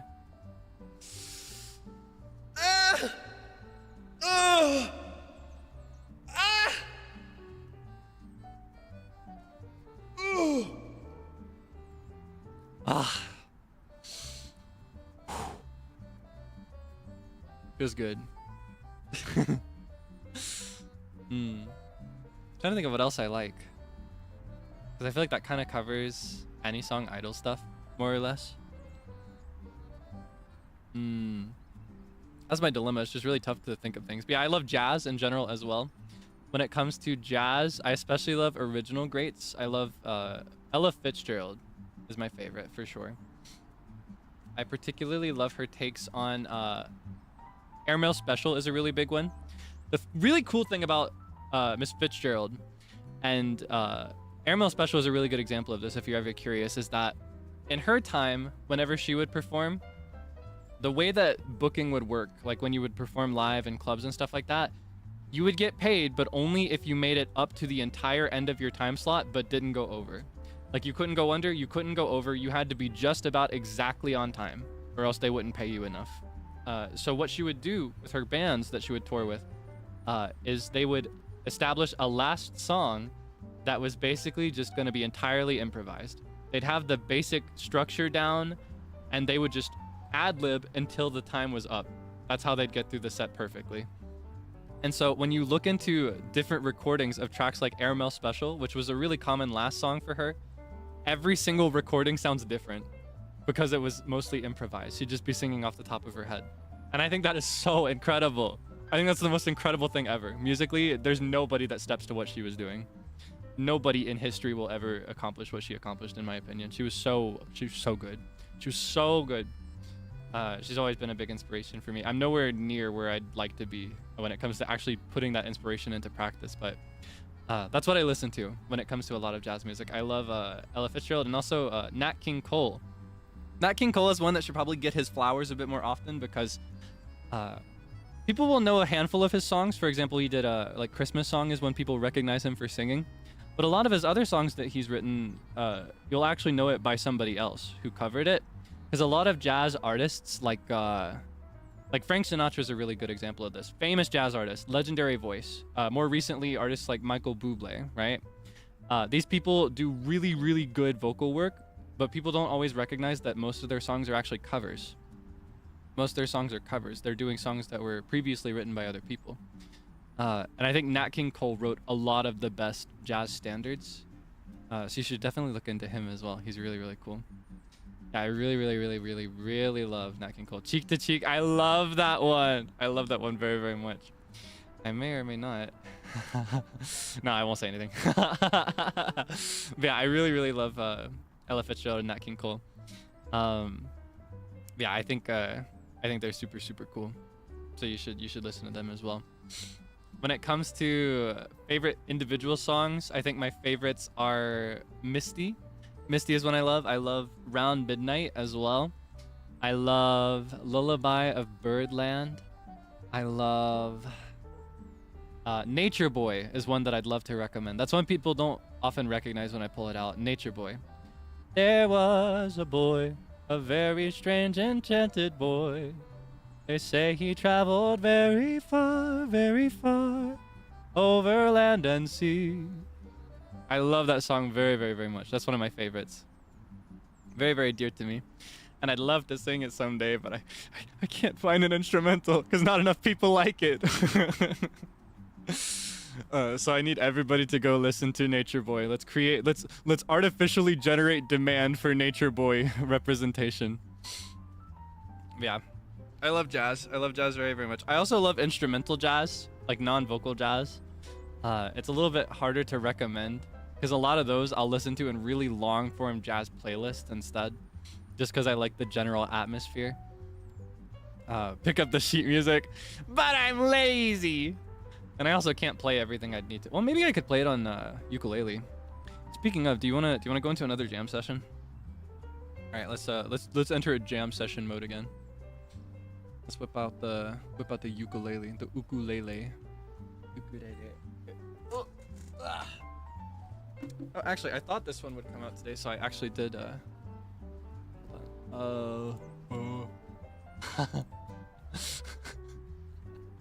So goofy. Okay.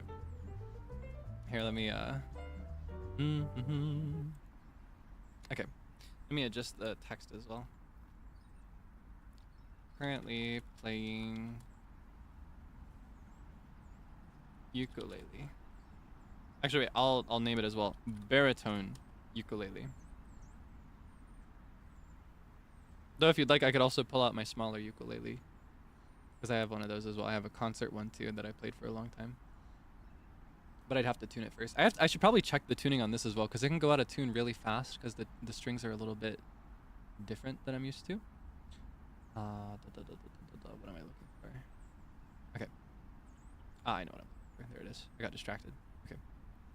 As autumn leaves begin to fall. Okay.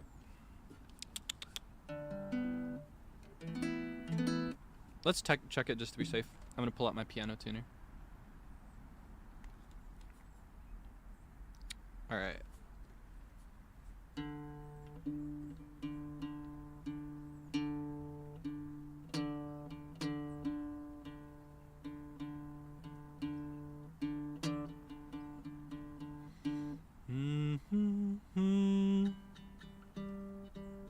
It's a little sharp. It's a good thing I chose to check it before.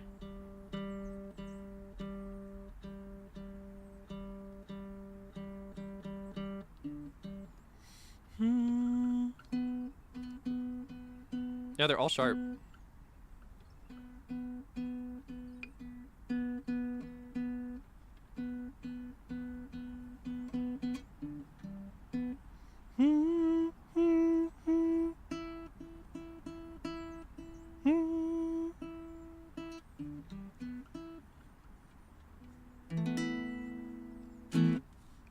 Given came up earlier. Do you recognize that chord? There's a reason that I play that chord whenever I check.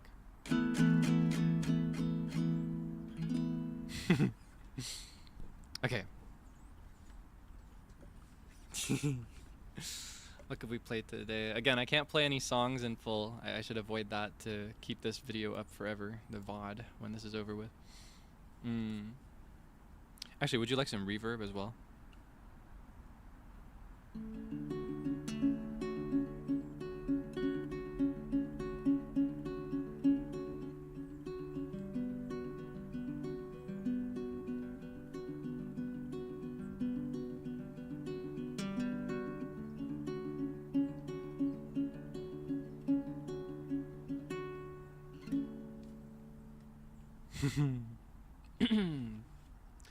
Suddenly I'm in a fairy tale woods. Is that how it sounds? I think you can get a really good, especially on like a guitar, a nylon guitar or a baritone ukulele, you can get a very mysterious forest sound. Especially if I did a chord like, maybe like this.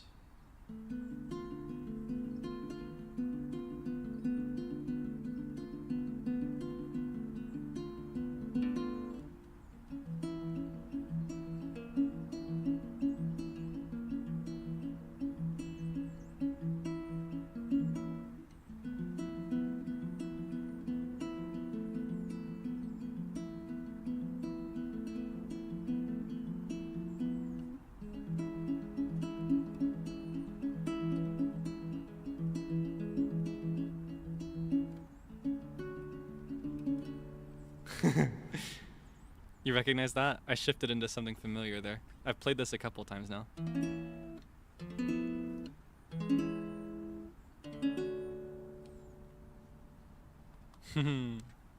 What's the tuning on a baritone ukulele? So, it's a little different from a regular concert ukulele in that the relationship between the notes is the same, but they're different notes. It's tuned the same as the bottom 4 strings on a guitar, actually.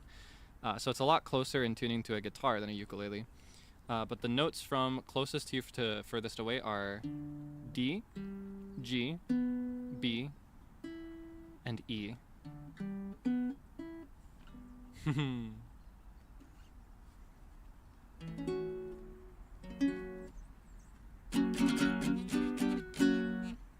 You hear that a lot, don't you? Like.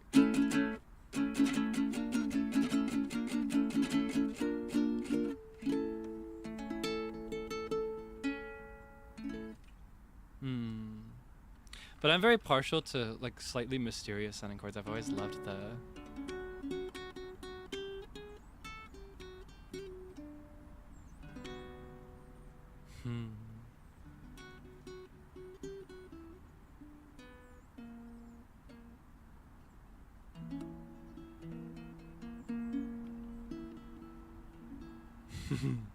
Sounds like a Spanish guitar.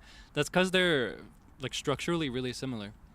Because Spanish guitar is the same thing as a classical guitar, and those use nylon strings. Otherwise, they're very similar to an acoustic or a steel string guitar. These are basically just like a smaller Spanish guitar, is what these are. Hashtag sus chords. Yeah. No, but actually though. Stream of just you playing the ukulele. I'd love to. I'd love to set up a stream where I have a proper set list of songs that I can do from beginning to end. It's just important that I make sure everything's together to do that. Otherwise I could get in trouble. You know how that works. Such is the life of a live streamer.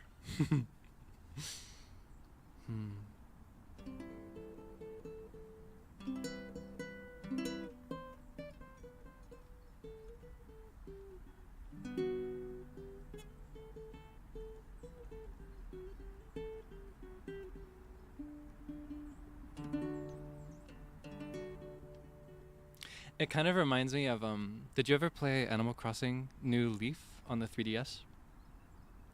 In Animal Crossing New Leaf on the 3DS, there was like, you could go to an island hosted by a bunch of kappas. They would, like, a kappa would take you there on a boat. And the big benefit, the meta for making a ton of money in this game was actually going to this island at night, because the most lucrative time of year on your regular area in your regular town was summertime, specifically at night, because that's when all the expensive beetles show up on trees. And so if you wanted to make a lot of money in New Leaf, you would go to his island at night and you'd catch beetles for hours, and it would play a track that was just like a soft classical guitar version of the theme that you hear during the day at the island.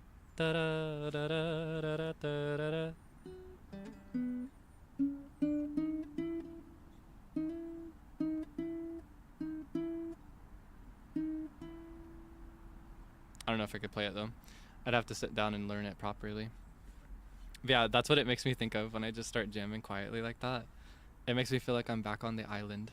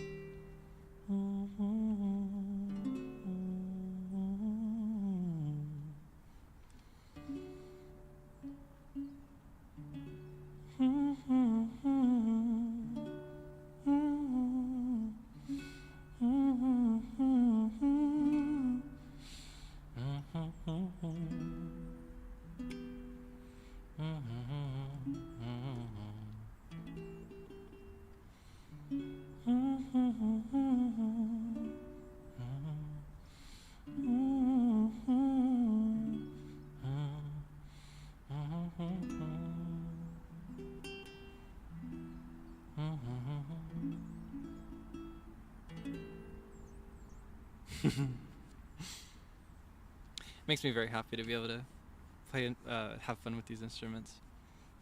It's the funniest thing in the world. Given recent events, you might not believe me when I tell you this next thing, but I actually first picked up guitar as a kid because I wanted to impress girls. So it's very funny to me that now I can have fun with this and just enjoy it purely for the sake of playing it, you know? Mm.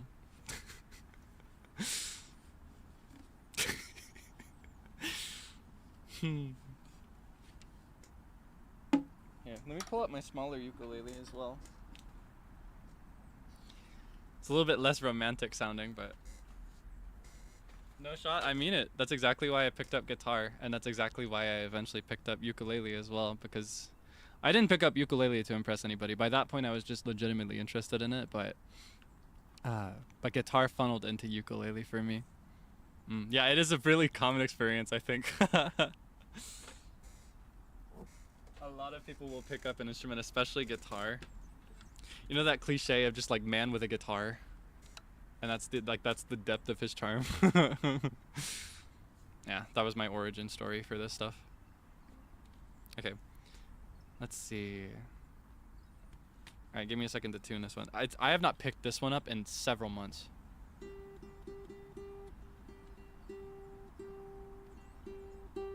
Oh wait, let me change the note as well. Concert ukulele. Okay. In fact, as you may know, the size of one of these ukuleles is a lot smaller. Okay.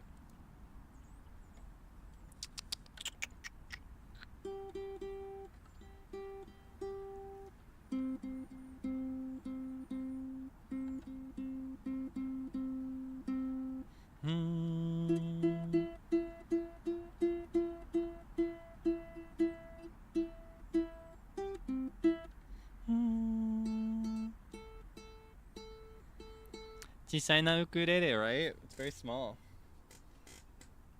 Chichai.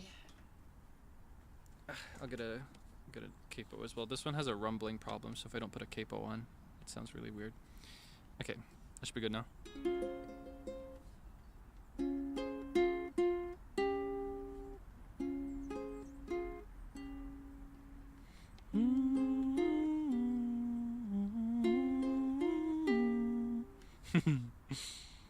Ukulele of choice. This is the most common one.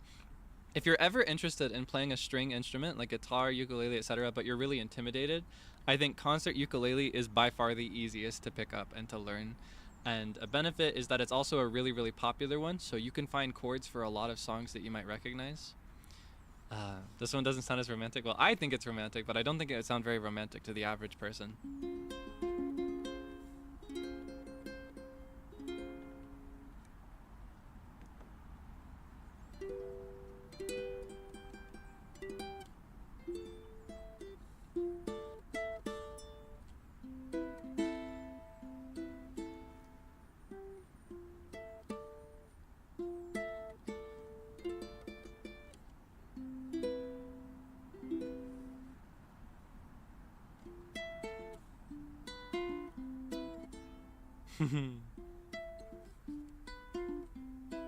Someone caught it.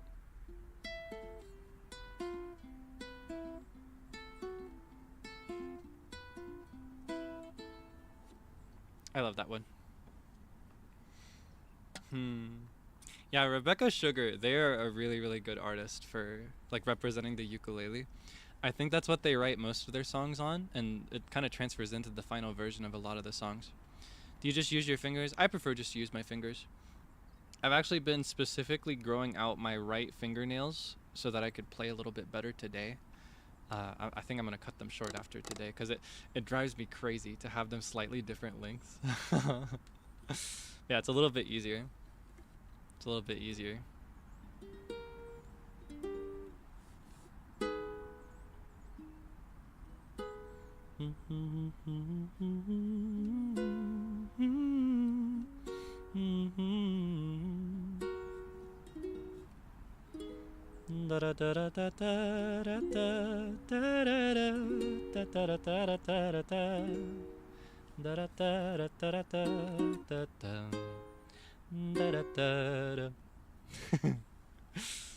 Yeah, I love ukulele. This one's a really fun one.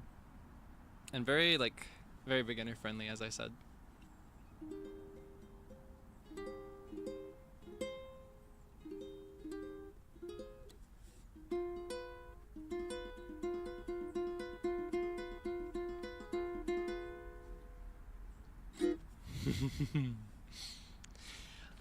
As I said, one of these days I need to get a set list together so I can properly play things for you. Know that it's on my mind. I'm going to investigate very soon. It's so fun though, right? If you don't play and you're inspired, then I'd be very happy to see you pick an instrument up. I think it's very, very fun. There's nothing quite like life where you can just jam out for fun. It's not at all about being good or bad or just, I don't know. It's just about having fun.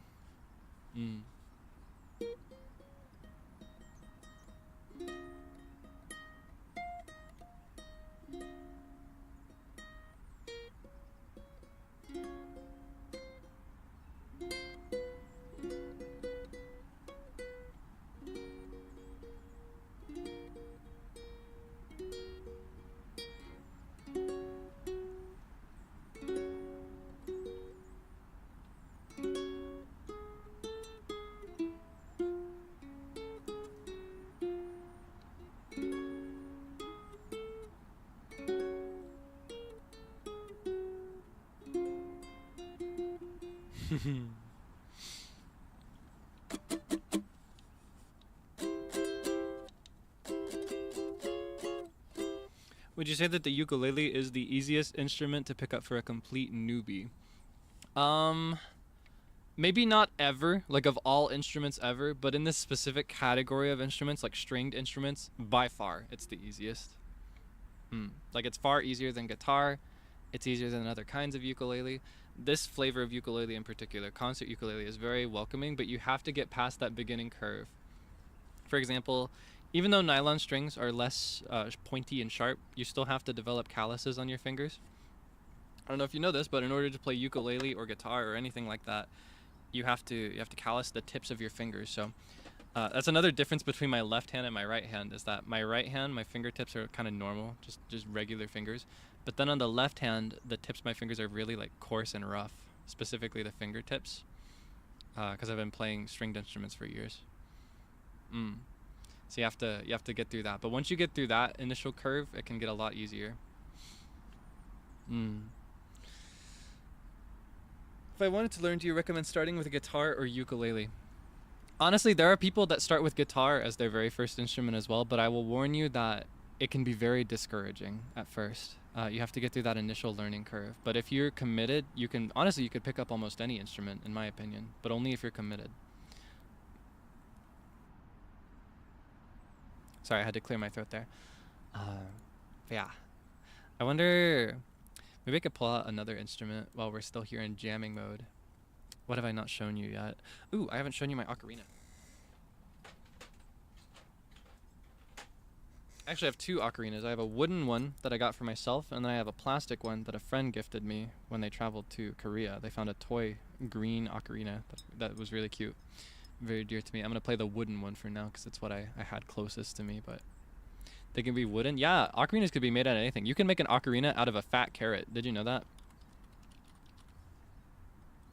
You can make an ocarina out of a carrot. With the ocarina, I'm not nearly as practiced as any of the other things that I've played today, which all of them I'm not very practiced, but this one I'm least so. This is kind of like, this is most like a toy to me. Like I genuinely just pull it out to fiddle around. A carrot? Yes.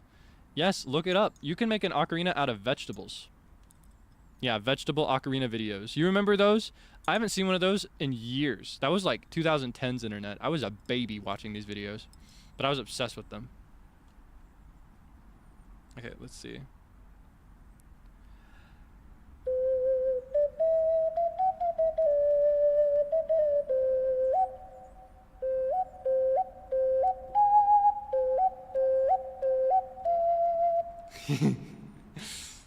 Or maybe you recognize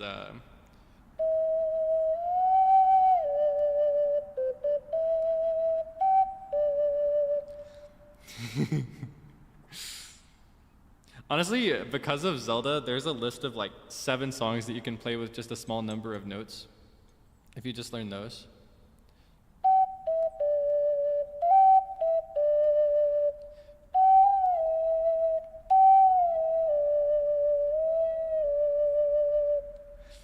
That's something I like to do. Generally, when you play ocarina, you do a very like pronounced when you play a note so that it sounds very clear, like. But when I do it, I like to actually gradually slide my fingers into and out of position so that it sounds more like a synth almost, like.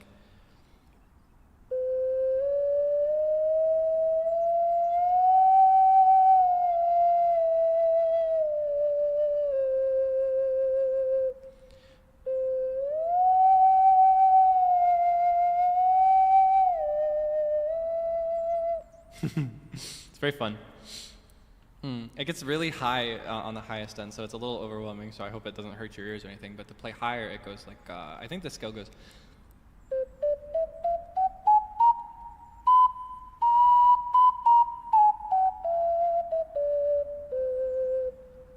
I can't remember off the top of my head the other one on this one, because they're a little different from each other, the 2 ocarinas I have. The flat holes are in different places.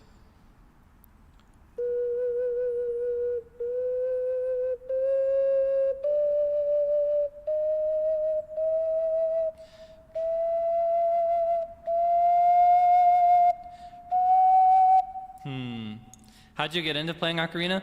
I was a child who was very obsessed with The Legend of Zelda and was thereby very heavily associated with The Legend of Zelda by others.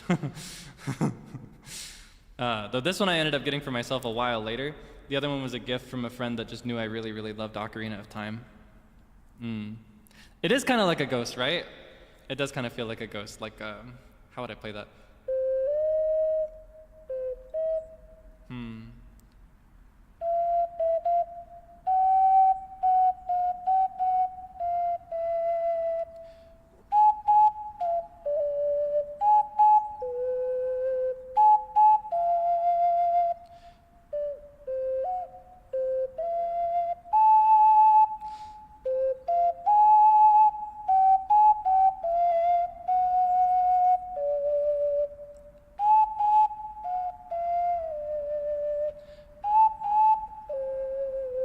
No, I can't play it very well. Yeah, it does kind of remind me of like a ghost whistle, like a digital synth that sounds like a whistle. Any other wind instruments? I have a recorder somewhere, but it's not in this box that I brought with us. I learned to play recorder in elementary school. That was my compulsory instrument, because you know in elementary school, music class, a lot of the times you'll either learn recorder or melodica. I ended up learning recorder in my class. Similar to any other instruments, I'd say it's kind of unique in a lot of ways. It's similar in concept to instruments like the recorder. It's just a very, very different shape. But it is the basic like flute cliche. Well, maybe not flute, like a proper flute. Those are very different, but like similar basic flute structure of just having holes that you cover or uncover to change the note. Hot cross buns. Wait, what would that be like?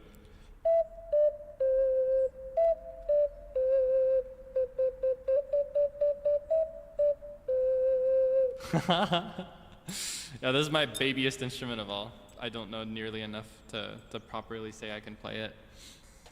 But I can kind of play it. I can make a note. I think I could use it more strategically for something that was pre-recorded. You know what I mean? Is there anything else that I didn't show you? I have maracas. You ever hear a maraca? Wait, where's my other one? Oh, wait, I want to show you this. Speaking of elementary music class, did you have the kind of fun music teacher who had a box full of instruments? And did your teacher happen to have a wooden frog? I have a frog that's made of wood, and I love it very, very, very much. It's so freaking fun. I had to have this. The moment I aged up and started making my own money, this is one of the first things I got for myself.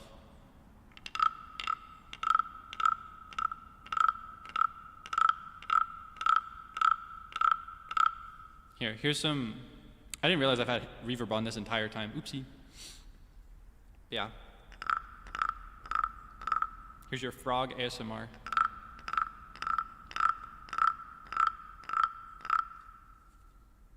So what this is a wooden frog with a hole in its jaw and little ridges on the top of its back. And in the hole in its jaw, it holds a stick also made out of wood. And if you run the stick from back to front, it makes a distinct like croaking sound. And it's also really good as a wood block, like just for general percussion, like very good percussive instrument.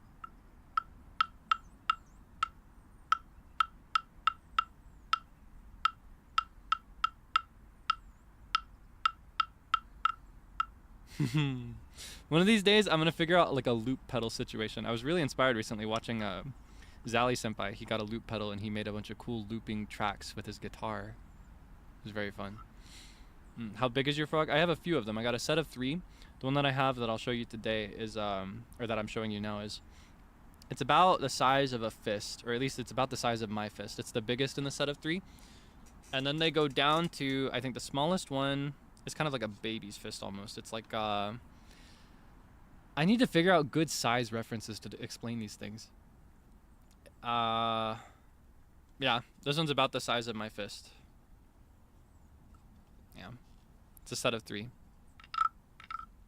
I call this one Dr. Cucumber.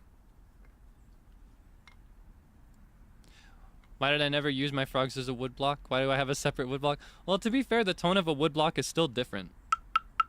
This is just a stylistic choice you can have. Do they all have names? Yeah, so the biggest one is Dr. Cucumber. The second one is Benjamin Franklin, and then the smallest one is Wirt Jr.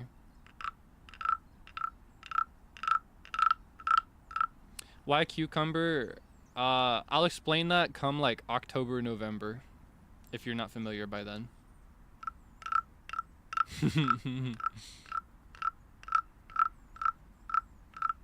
I love frogs. I think they're really cool. Yeah. And then I have my maraca.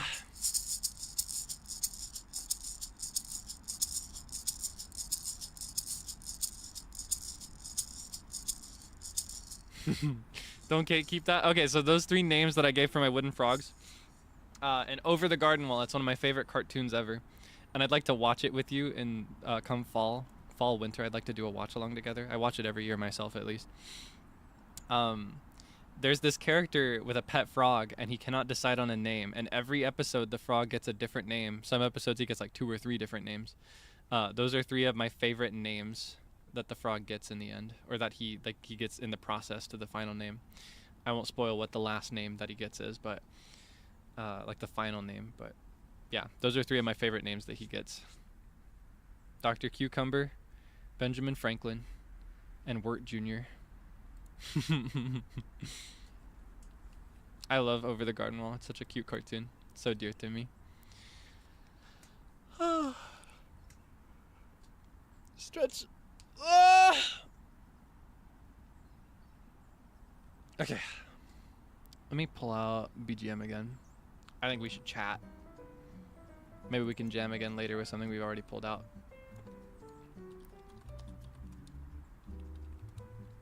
Okay.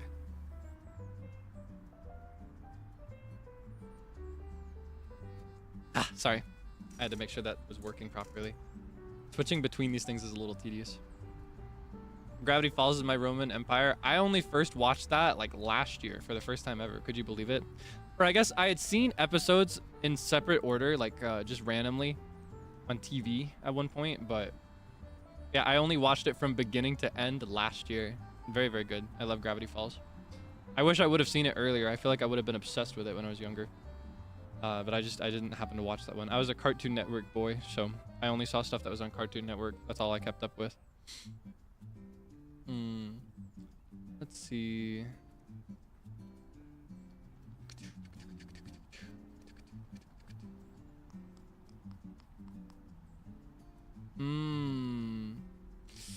Trying to find a good one. Something I could say a lot about. Hmm. Okay, I'll get into this in a little bit because it's kind of cute. I talked a little bit about family reunions, and like whenever my family comes together for Thanksgiving and stuff, we'll play songs together. In general, we'll play a lot of folk songs or what they really like. They really like country music as well. I don't listen to very much of it myself, but that's what I'm able to sing along with them. So, so that's what we do. We do a lot of Dolly Parton. I think a big one that comes up a lot is Coat of Many Colors, if you're familiar with that one. Is that what it's called? Coat of Many Colors? Yes, Coat of Many Colors. What are the other ones that we'll do? God, it's so weird because there are some of these songs where I could not tell you the name or the original artist of them, but I could sing them, but I'm scared to sing them. But yeah, things like that. Things like that. Or, honestly, sometimes we won't even sing a song in particular or sing in general. We'll just jam out. We'll just pick a chord structure and just you know, whittle it out. Just noodle around, you know? Just play randomly. I really like that as well. Yeah, a lot of Dolly Parton I think is a common favorite for my family. We love her. We love Dolly Parton. I love her. She's so dear to my heart. Do you know of Dollywood? I've been once. That was one of my only trips away from home. It was fun though. It was really good. I love Dollywood. Everybody should go to Dollywood. I think it's so cool. Yeah, that is the biggest theme park I've ever been to. I think it's also the only theme park I've ever been to. Yeah, we traveled for like a school trip at one point. I think everybody should love Dolly Parton. She is such a kind and sweet soul, and she has a beautiful voice, and she's written like 7,000 songs. I love Dolly Parton. She's so good. She is so good. Let's see. There are so many good questions. I know I say this literally every single time, but genuinely it's so difficult to pick a question that I could get into.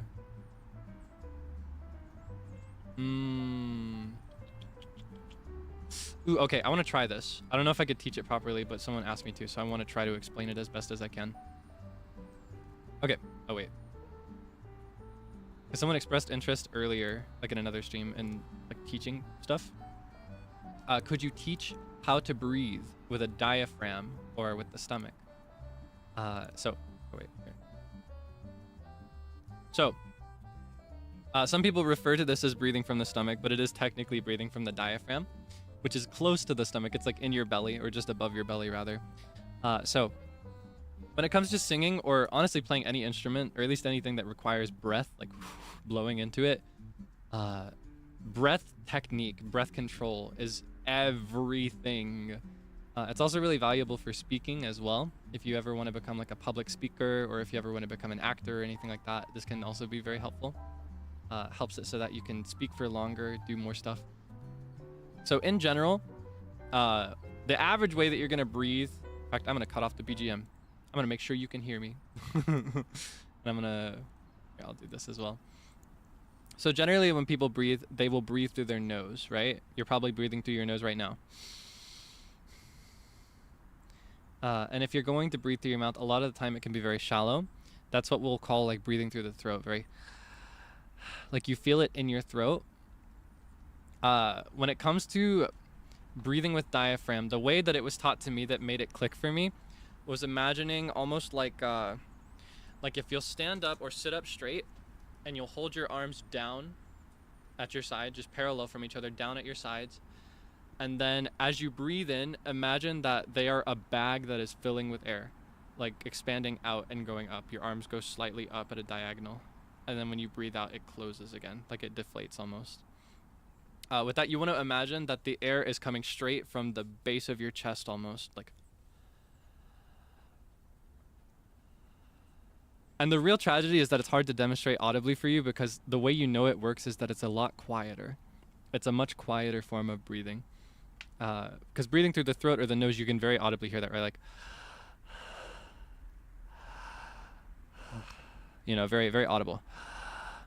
But if I'm breathing from my chest, if I'm breathing from my gut, from my diaphragm, I'm going to get really close, but I don't know if you'll hear it. It's much more subtle. It's.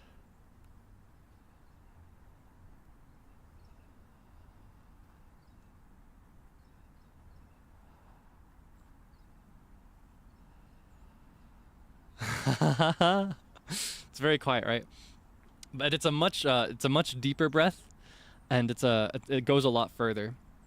For example, oh my goodness, here's something. Ren Senpai does this sometimes. I think he'll demonstrate his breath control by holding his breath for as long as he can. A really good exercise for training this is to actually do like a hiss. Is it through your mouth or your nose? It's through your mouth, ideally. You should be breathing through your mouth. You can do it through your nose, though. I realize you can't hear me because it's almost silent, but anyway, what I'll do is I'll breathe in as deep as I can through my throat rather than through my diaphragm, and then I'll hiss for as long as I can. And then to demonstrate it, I'll do the same thing, but breathing from my diaphragm. So for now, I'm just going to breathe like I normally would. This happens a lot when I'm singing. It's like a bad habit that I need to get in check, but I'm just going to take a deep breath.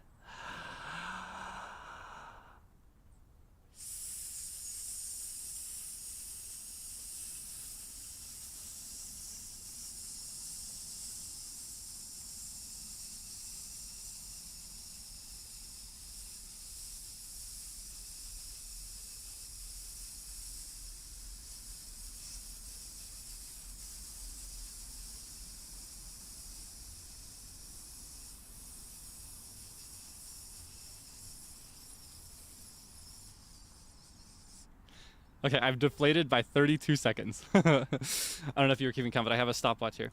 I'm going to do the same thing again, but I'm going to sit up. I'm going to try to breathe from my diaphragm. It's a much deeper breath, even if it's the same amount of time, okay? So it was 32 seconds of hissing. Okay.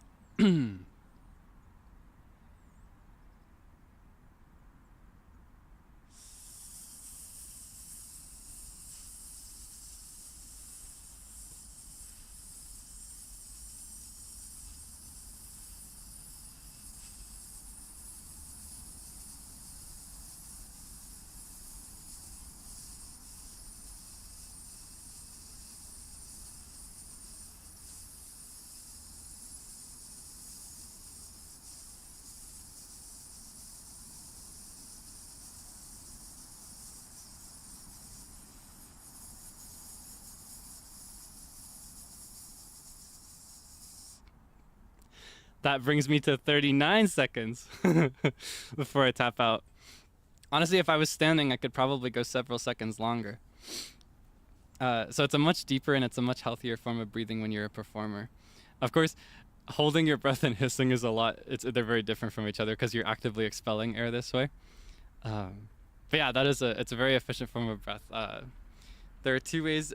I mentioned the bag expansion thing. Another thing, rather than like expanding your arms from side to side, another thing I was taught is you place your hands on your stomach so you can kind of feel the expansion at the base of your chest.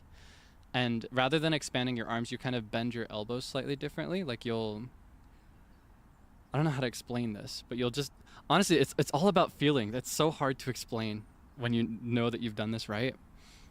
Sitting or standing. Yeah, sitting and standing are very, very different when it comes to vocal posture. Standing is always best. If you've got like a really important performance, it will always be done better if you're standing straight up. So when sitting while performing, it's best to sit up as straight as you can, as if you're standing, just, sitting. Yeah, you do not want to gasp. That's a really important distinction as well. It's a very gradual intake of air. If you're gasping for air, it's not going to be as deep. It's not going to be as good. Like when doctors do the check with the stethoscope, similar. Kind of like in terms of how gentle it is. Like you shouldn't be pressing against your stomach or anything. You place it there to feel and to visualize the expansion of air, or like the expansion of your diaphragm, the expansion of your lungs. You should feel them physically getting bigger, except not actually, but like you imagine it, right? It's like a feeling. How does the sound and breath need to be constant for this? Does the sound and breath need to be constant for this exercise? I'm not sure I understand the question, but I will say that exercise is a way to train it so that it can get deeper over time. And that was also just a demonstration of like the difference between shallow breath versus like a good deep breath. But yeah, it's basically, it's so hard to explain. An ordinary breath is in your throat. This is in your guts. This is down deep. Like, of course it goes through your throat to reach you, but I don't know. It's like you genuinely have to imagine that your chest, that your stomach especially is a good way, an even better way to visualize it, that your stomach is expanding, like boom, like a balloon almost. Does the time it takes to take the breath in matter? It kind of does. I mentioned earlier, like not gasping, like someone else said. You do not want to gasp. You do not want to do it too quickly. Honestly, slow is best if you're first learning how to breathe with your diaphragm. It's like, God, it's so hard to put into words. It's generally one of those things you feel. Like I almost want to like reach over and like touch to show what I mean, but it's so hard. You know what I mean? It's tough. I don't know. That's the best way I can explain it, honestly. It's all about feeling. Just visualize where the air is coming from. I think a similar way to get the idea across as far as like feeling and location would be nasality versus like darkness, brightness and darkness and vocal tone. Because that's also related to like a non-physical but like an imagined placement almost. Even if it does have an associated physical location in your body. When you speak like this, very bright and sharp and triangular, you kind of imagine that it's up in your nose. You imagine that it's in your nose. But if it's down here, you imagine that it's at the base of your throat. It's kind of like that. And like the path between those. You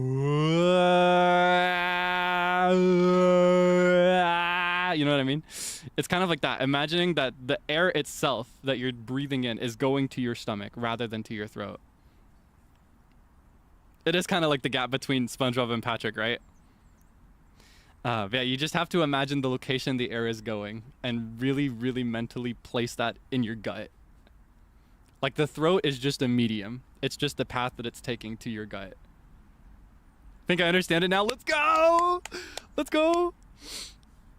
Yeah, very just... God, it's I like even trying to demonstrate it, you can't see or hear it really. It's such a personal experience. But yeah, that's the best way that I can explain it. I hope that can help. But in general, outside of vocal stuff, this is not super important, but it is a nice practice. And it can also, like if you're ever anxious or if you're ever uneasy, it's also a really good exercise for calming your nerves. Because when you're nervous, your breath is often the first thing to go. It's often the first thing you lose control of without realizing it. So when you're really, really nervous, another good one, this is good for both training your lung capacity, expanding it, getting bigger, being able to take deeper breaths. And it's also good for calming your nerves is breathing in for a certain number, holding in for a certain you breathe in for a certain number, you hold it for a certain number, and then you breathe out for a certain number. So for example, we can do this one together, just as a demonstration so you know how to do this if you're ever in trouble. We'll breathe in for 4 seconds, we'll hold it for 8 seconds, and then we'll breathe out for 4 seconds, okay? And I'll breathe really audibly. I'll breathe a little differently than I'm supposed to. And I'll cue you as well, okay? Do this with me, all right? So go ahead and get your air out. And we're going to breathe in. Hold.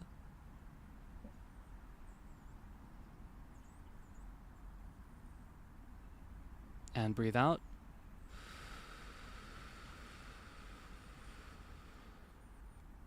You see? It's very, very simple.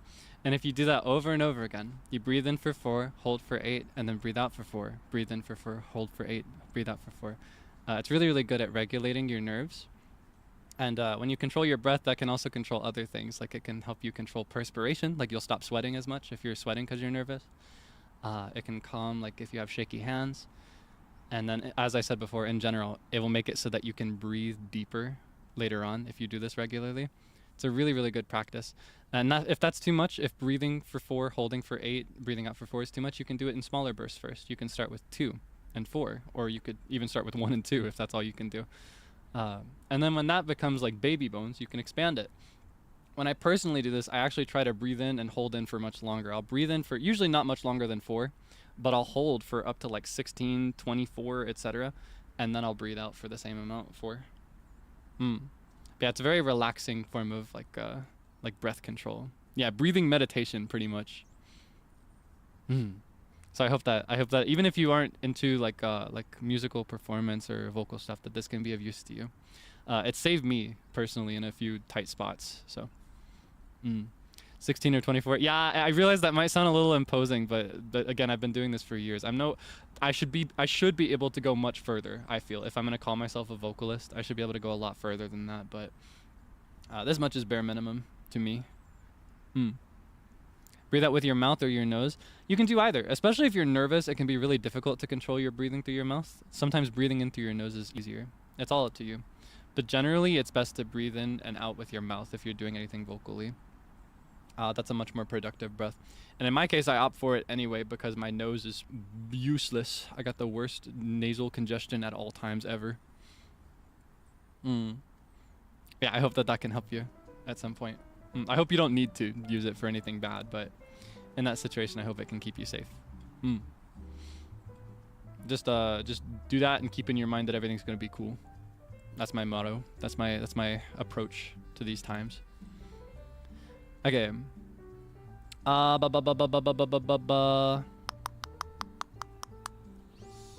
find another one.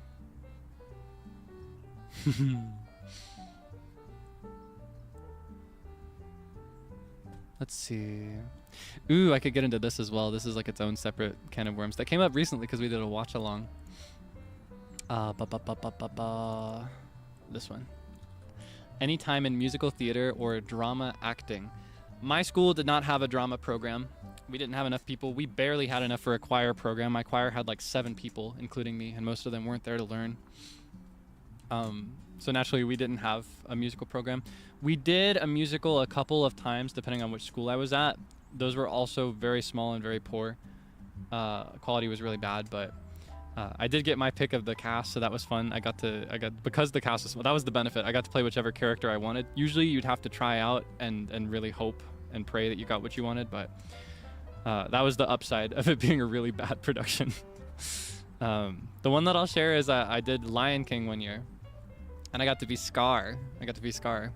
My director and I fought over it too. He was like, "Please, Kaelix, you should be Mufasa and adult Simba. I'm begging you." And I said, "But Scar has the best song."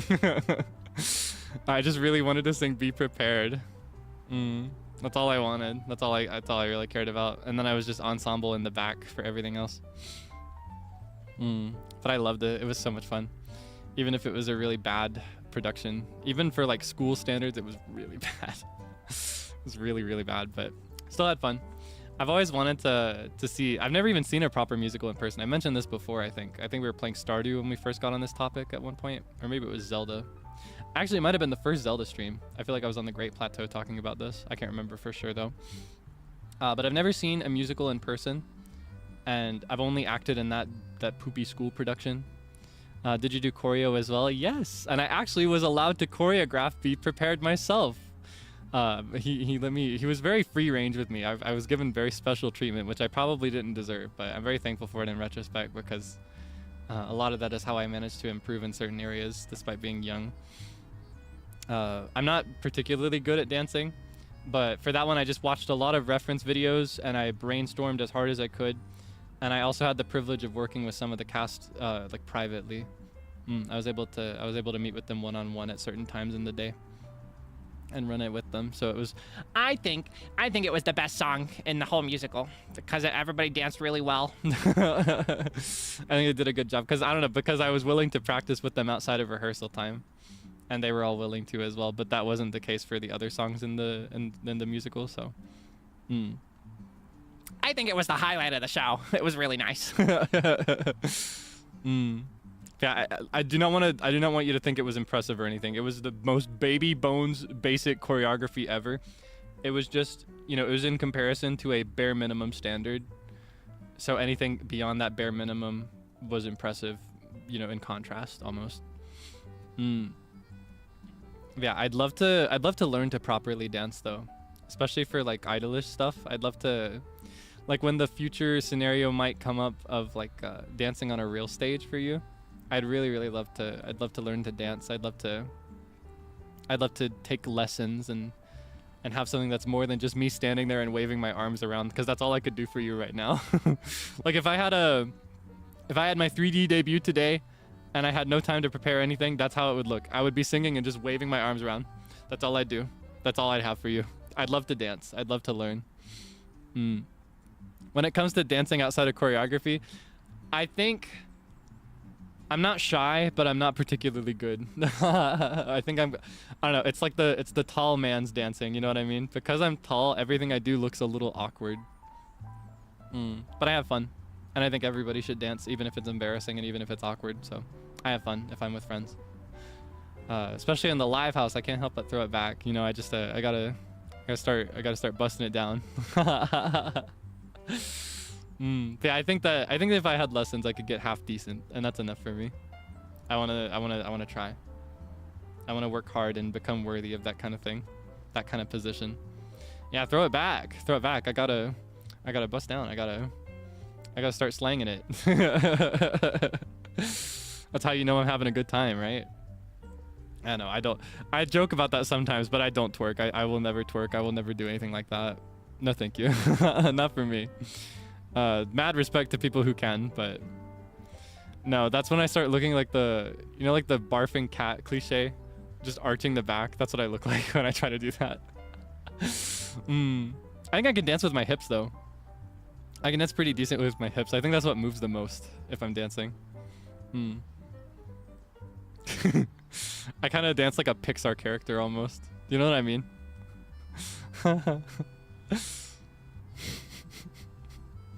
Shakira, Shakira. Yeah, maybe not proper belly dancing, but that is kind of like the basic. I don't know how I'd describe it. You'll just have to wait and see it someday. It'll bust out when you don't expect it. Practice twerking for your 3D debut. I don't know about that. I could have all the time in the world and it wouldn't be enough for me. I don't think I could pull that off, I fear. You called? Oh, hi! Hello, Raymond Senpai. Thank you for stopping by. What the heck? Are you an expert on twerking? Or perhaps it's belly dancing that summoned you? I wonder. What's your story?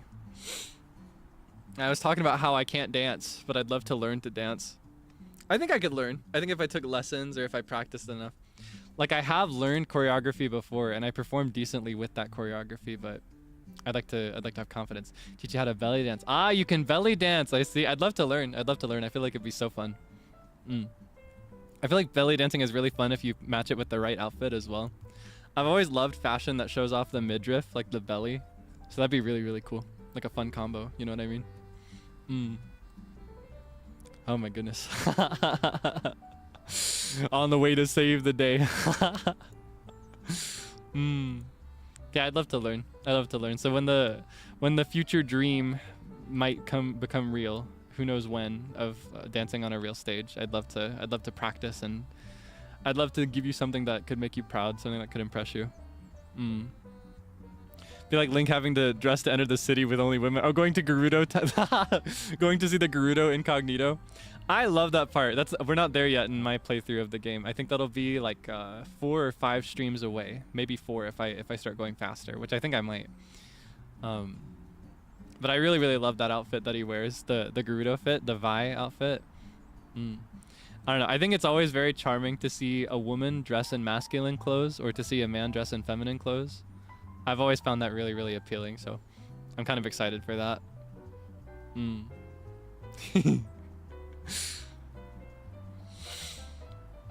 He gets it. I don't know. It's just a certain charm to it. It's like I don't even know how to articulate it in words. It's just fun. It's just fun, and it looks nice. It looks nice, and I think people should be more brave with that. Though I guess I'm kind of a hypocrite because I personally wouldn't go out in very feminine clothes myself, but I love to see it on other people. You know what I mean? Yeah, women in suits. I need more women in suits. I think that's number one ever. Number one combo. Like matching I don't know. That's the look for me, is a woman in a suit. Bonus points if it's like a woman with long hair. Oh my goodness. Oh. Okay. Let's find another question. Let's see.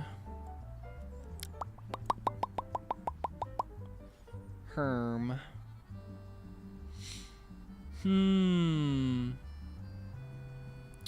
Ooh. Oh, I kind of want to answer this one because I feel like my answer might be a little different than you'd expect or than they would answer it. But I love questions like these. For example, I love when Frio described all of the members of By the Beat as a different type of coffee. Someone asks, how would you describe each By the Beat member as a genre of music, as a music genre? Oh my goodness, that is pretty tough. That's pretty tough. But for me, I promise it's not just the bias. I'll start with myself because I think I know myself decently well. It's not just the bias of my favorite genre, because, you know, it's no secret that jazz is my favorite. But I also think jazz kind of encapsulates my personality. I think I have a very like, maybe not rebellious. Rebellious might not be the right word for my personality. More like easygoing, very come what may, happy-go-lucky vibe about me. That's kind of the way I like to live my life. I feel best if I don't worry about all the fine details and I don't worry about structure and stuff. I do work extra hard to introduce structure to my life because I need it, but at my most natural form, there's actually not that much structure. I'm kind of chaotic, kind of messy, actually. And jazz in general is all about freedom of expression, kind of doing a new take on a rule or on a standard of understanding for music. Vocally, instrumentally, it's all about breaking those walls and just, you know, just having fun. And I really, really love that. So I think I am jazz. Beyond me, maybe going in debut order, right, with Sable. Here's the thing. Sable really, really loves dark music. He loves really dark and serious stuff. He loves the macabre. He loves grim and serious music. But I think he's actually very like, I don't know, when I think of Sable, I hear very uplifting and warm stuff. Kind of the stark opposite. Like I see a sunrise almost, you know what I mean? So I think Sable would be like a really like heartfelt and romantic ballad. You know what I mean? Especially like a Japanese ballad. Very, very sweet. Maybe a little bittersweet actually. Maybe a little like, I talked about this a little bit during my last karaoke set list, but I associated him with songs like Neko by Dish. Just very like sweet and optimistic and uplifting, and I don't know, the sound of like warmth, of joy, of love, things like that. I just think he's a very uplifting individual. He's very courteous. He always looks out for others. He's very receptive to small things. And I just see him as that. That's what I think he is. I think he is very sweet ballads, even if that's not the type of music he personally likes to sing or listen to. Yeah, very back number. Back number is a really good example as well. Yeah, very, very,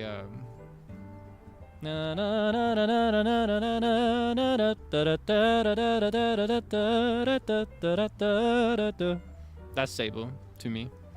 Or Lamp. I could hear that too. Yeah, I think that's Sable. I think he's very sweet ballads, kind of in contrast to what he likes to listen to. Or, yeah, no, I think that's it for him. For Frio, it's a little bit more consistent with the type of stuff he likes, but maybe slightly different. He also likes a lot of utaite adjacent darker music, and I can hear him in dark and serious, but I kind of hear him in orchestral music. I hear him in like because to me Frio is he's very clean. He's kind of my polar opposite in this way. It actually really intimidated me when I first met him. He's very put together, and that's the kind of person that I'm most nervous around. He's got like a clean plan for everything.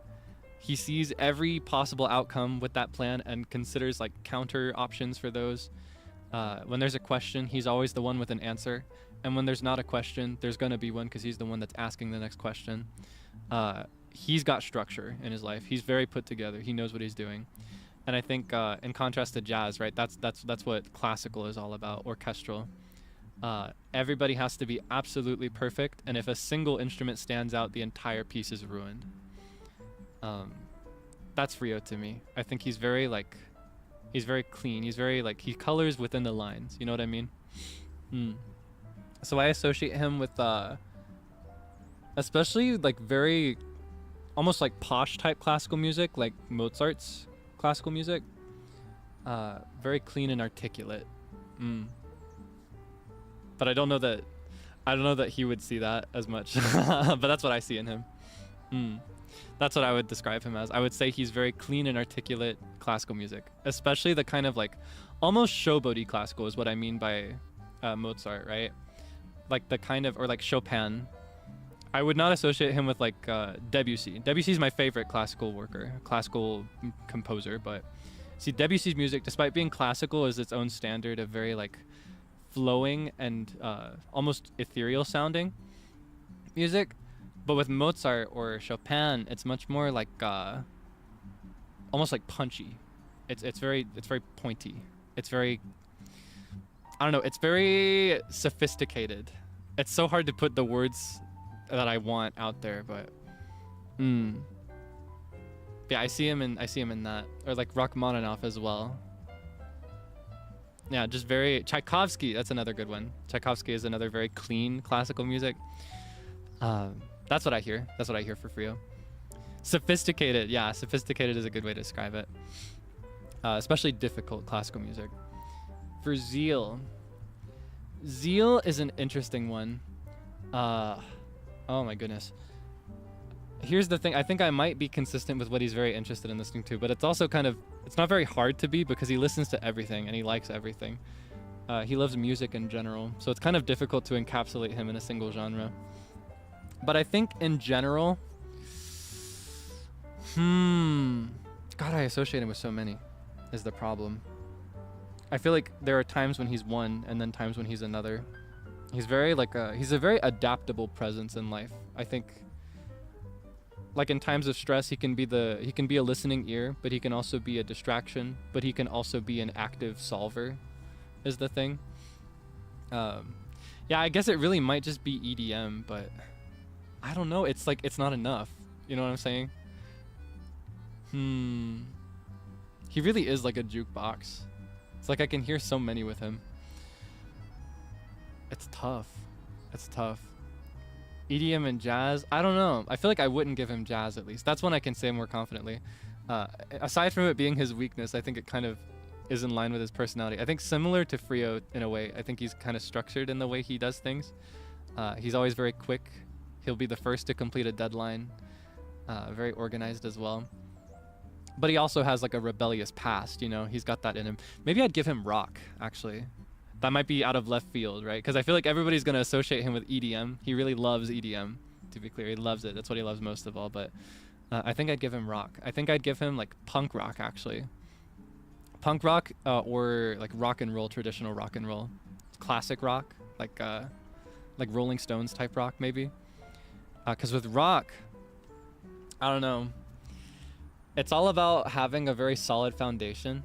I think if you strip rock of its drums, it's nothing. It's not rock anymore. You need to have that clean foundation, and like the bass is essential to that foundation. Without drums and bass, there's nothing there.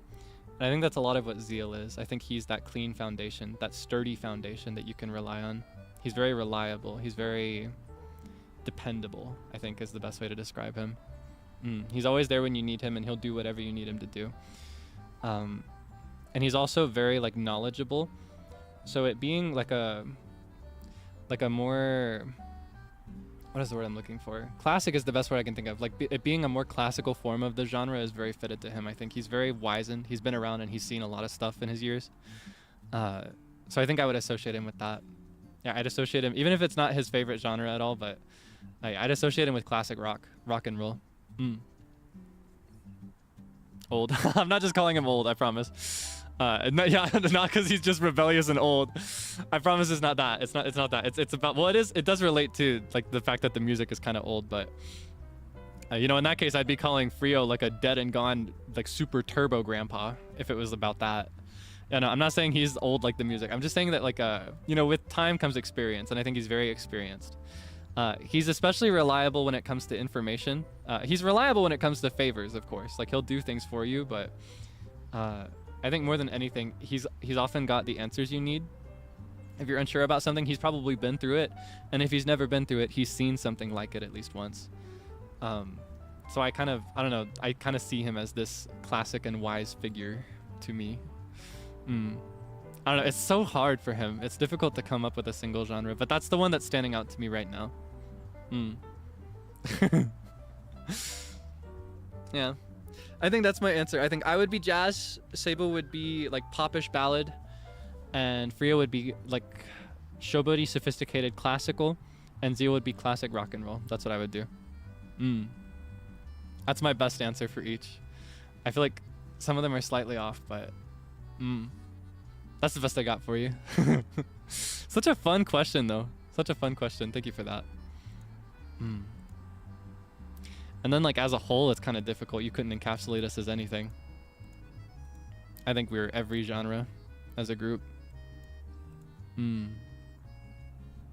But maybe something that prioritizes unity in some way, if it were a single one for all of us. Okay. Let me find another one.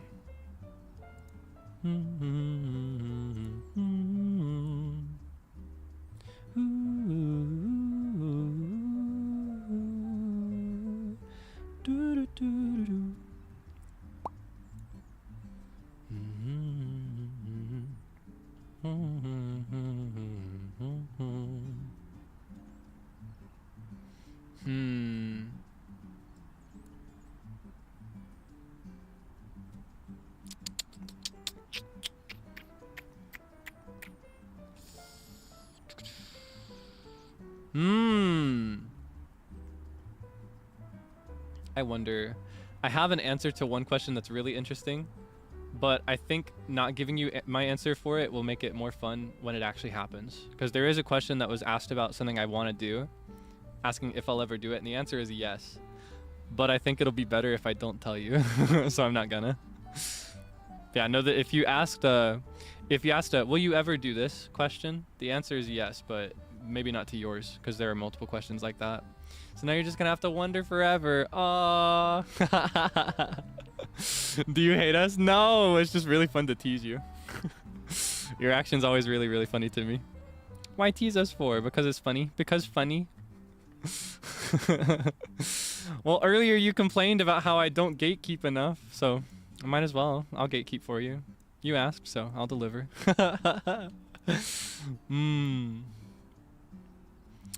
Ooh, okay, here. Here, I'll show you this one instead. But I can't demonstrate it today. I'd have to work out some details behind the scenes first. Do you write original music? It depends on how you qualify it. Because I'm not a producer. I cannot produce my own music like Zeal does. I would really have to rely on anybody else, like a ton of other people actually, to release anything of like standard, industry standard. But I do consider myself to be a decent songwriter, and I consider myself to be a decent lyricist as well. You haven't heard any of this yet lyrics-wise, but for example, the ending theme that I have, I wrote that myself. I built that chord structure, and I really liked it in the end. And I did all the, like, it's very simple, but I did the production myself. And I've written, I think, like 7 or 8 very similar things with lyrics to them. I'll look into maybe singing one of them for you someday. Or maybe releasing one even. That'd be pretty fun. But yeah, I do really love to just write for the sake of writing rather than the goal of releasing something. So honestly, trust that there are a lot of things that you'll never hear. Like there are songs that I just write for me. And I know that might be a disappointing thing. You might really want to hear it. You might be curious, but for me, it's a very like intimate and private process. I don't show anybody these things. I just do it for me. I just do it for the enjoyment of making it. I hope that's not too disappointing. Yeah, it's mine, right? It's for me. It's very cathartic, and I think everybody should try it and not worry about whether it's good or bad. That's the other thing. A lot of these things wouldn't be the best to show because they're not really up to like any standard of a song, but they mean a lot to me. And a lot of the time, if I'm gonna go out of my way to write it with lyrics, it is to like express something that I'm feeling. I've written a couple things about like really difficult experiences that I've had, or like parts of my perspective on life that I felt were really difficult. It's really like a diary. That's the thing. It's almost embarrassing to share because of that. It's kind of like like Marceline, and how she'll write vent music and then record it and then get mad if people hear it. It's kind of like that. I wouldn't get mad. I'd just be really, really shy. Yeah, it's kind of like a musical diary. It's mostly for me, but I would like to try to write something for you someday. So know that it's on my mind. I can't say that I'll do it. It's very difficult to spare the time for it these days, but I would really like to write a song for you someday. Don't look forward to it. Don't like expect it from me. If it happens, I can't say when it'll happen or if it happens. But it would mean a lot to me. It would mean a lot to me to be able to. I feel like even now, it's not been very long. We've not known each other for that long. We basically just met as far as I'm concerned in like the grand scheme of things, but I don't know. I feel like I owe you a lot already, so I want to do anything I can to express that to you.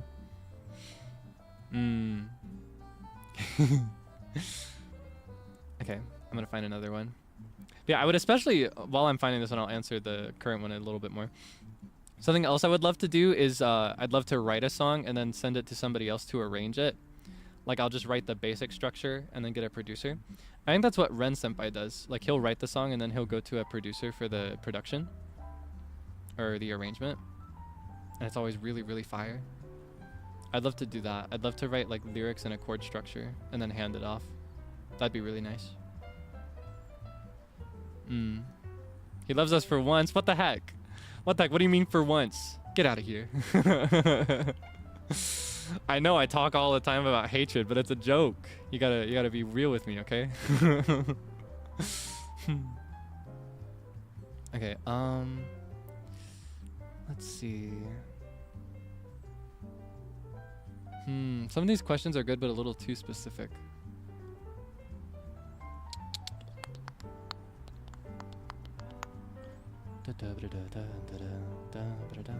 Oh, I want to do this one too.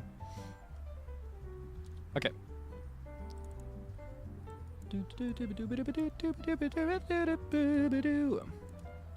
Okay. How do you sing without hurting your throat? Or I'll say, how can you? Okay. Because this is a good one too. A lot of people will get discouraged from singing because of vocal strain. They'll feel a lot of tension, or it'll hurt their voice, or they'll lose their voice even. I'll start by saying that amount is very important, like the frequency of your use. If you're talking or singing all the time, even if you're using perfect technique, you're still gonna exhaust your voice. Vocal fatigue is still coming for you. It'll come for everybody. So you want to be careful that you're not using your voice too much or too often. Volume is another thing. You don't want to go too loud, okay? If you sing too loud, then that can also do a serious number on your throat. And then beyond that, this is where we get into nitty-gritty vocal technique and protection. It's all about placement. It's all about vocal placement. Tonal placement is another word for this. To articulate it, generally you should not try to force your voice or morph your voice into something it isn't. This is a mistake a lot of vocalists make. They'll be like, for example, you'll be really inspired by this one artist who has a really distinct voice. You'll really, really love the way they sound. And sure, they're a great inspiration to you, but trying to make your voice sound like theirs, that's not the way. No bueno. That is not good. If you force your voice in any direction too far, that will have adverse effects and you'll get the opposite of what you're hoping for. It'll make it harder for you to sing. You won't be able to sing for as long. And depending on the vocal inspiration that you're aiming for, it could actually destroy your voice long term. So yeah, you want to be very careful not to force your voice in any direction that's different. Some people, it's hard to give you a one-size-fits-all for this because it all depends on how your voice is built. You know, it's all about the structure of your throat and of your head and just what comes out naturally for you. But sometimes you need to adjust your natural placement a little bit. For me, a bad habit that I used to have is that I was always really insecure, especially among men, for having a very clown-like voice. I've always felt that my voice was really bright. And sometimes my friends would kind of pick on me for it. But, you know, that's just the way guys are. That's just how we hang out. We clown on each other for things. But in the past, both when I was speaking and when I was singing, I would deliberately darken my voice because I was insecure about that. And so, especially when singing, it was a really bad habit. I would get myself in trouble. I would lose my voice sometimes because I deliberately forced like if I had sung Satellite even just 4 years ago, it would have sounded like, just like a satellite, I'm spinning around all night. Oh yeah. That's how I would have sung that before. But you know, it has an appealing sound, I think. I think there are people that would like that sound, but it's really uncomfortable for me. It's really just not how I naturally sing. And doing that long term is really, really unhealthy for me. But likewise, you know, on the flip side, actually, there are people where that is the best way for them to sing. That is the most natural way for other people to sing. So it's all about just, you know, not forcing yourself in any direction. It's all about having fun and sticking with what is natural to you, what is comfortable. Everybody has a unique voice. There are no two voices in this world that sound identical. And it's all about really just owning what you have. rather than seeking something you don't have. You can build on what you have a little bit. I know I've talked about this a little bit, right? Like I'd love to be able to sing higher and sing more strongly when I'm singing high. So I can do exercises to expand my range. But I should not be trying to sing high like Mafu Mafu, for example. That it's a voice that's very different from mine in so many ways. I should not be aiming for that. And if I tried to, even if I could get close in the end after lots of work, it would not be good for me and it would not be sustainable for me, even if it's sustainable for him. You know what I mean? So yeah, you just want to make sure that you're staying in a healthy position for you. I mentioned that like darkening my voice was a really bad habit for me, but for other people, it would be really strenuous and painful for them to really brighten their voice. You know what I mean? Sometimes it helps to have a vocal coach who can listen to you and really guide you in the right direction, especially when you're first starting out and you don't know what's most comfortable for you. But in general, your cue in any form of vocal practicing is that if it hurts even a little bit, it's probably bad. You might need to try something different. Otherwise, if it hurts after a long time, you need some rest. If it hurts after a really short time, you need to try something different. Yeah. If it hurts after just a little use, that's too much. Tips for protection? Projection. Okay, protection is just a matter of like resting and having good eating and drinking habits. But projection, the best way I can talk about projection, it goes back into what we were talking about earlier. When we were talking about like breathing from the gut. You also want to yell from the gut if you're going to yell when you're singing. A really, really bad habit is placing all of the brunt of that force on your throat. Like you do not want to yell. I'm almost hesitant to demonstrate it, but I'm hesitant to demonstrate it after talking, and because I'm scared. I feel like it'll mess me up. But if you yell from your throat, if you yell when you're singing so no yelling, kind of, but also not. You do actually have to belt a little bit to get higher things, but yeah, if you put too much force on your throat when you're singing really loud, that's really bad. If you want to project, more than thinking about it going through your throat really harshly, you want to project it from your gut and you want to open your mouth wider. Those are the two things that I was taught for this. The ya ya ya thing, yes, actually, the raise your ya ya ya is a meme, but that unironically is an example of opening up. That's the worst habit you can have when you're singing really loudly or belting, is being too closed. That's a better way to explain it, rather than talking about the throat. Is openness. The more closed it is, the more it's on your throat. The more open it is, the more it's coming from your gut. And that's what that video is a good demonstration of. You can find that yourself. Like raise your ya ya ya. There are a billion reposts of it. I'm sure it's a meme. Everybody's reposted this everywhere. You can hear how the student in that video, she's singing very tightly, like raise your right finger, but opening that up into more of a circle by like taking it from the gut and opening the mouth really wide. You can open that up and make it really nice. Diaphragm, yes, that's what. Whenever I'm talking about the gut, that's what it is to me. The diaphragm.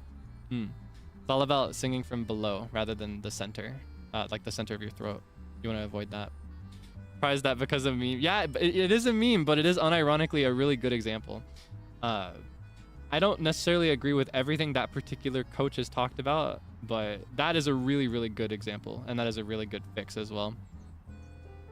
Yeah, vocal control, but don't force it. That's the general rule for this question down here in general. You do not want to force anything. Forcing things a little bit as an experiment, that's fine if it's just a mistake, you know, just this once. But if you make a habit of forcing things, you're going to lose your voice. It'll be like imagine a crying cat meme, but no sound comes out. That'll be you.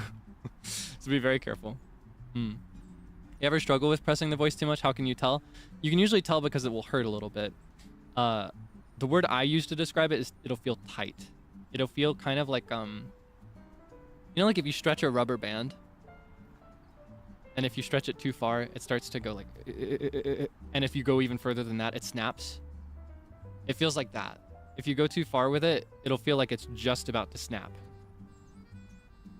And then like if you bring it to the point of snapping, say like, I think the most common experience for this is when people go to their first concert.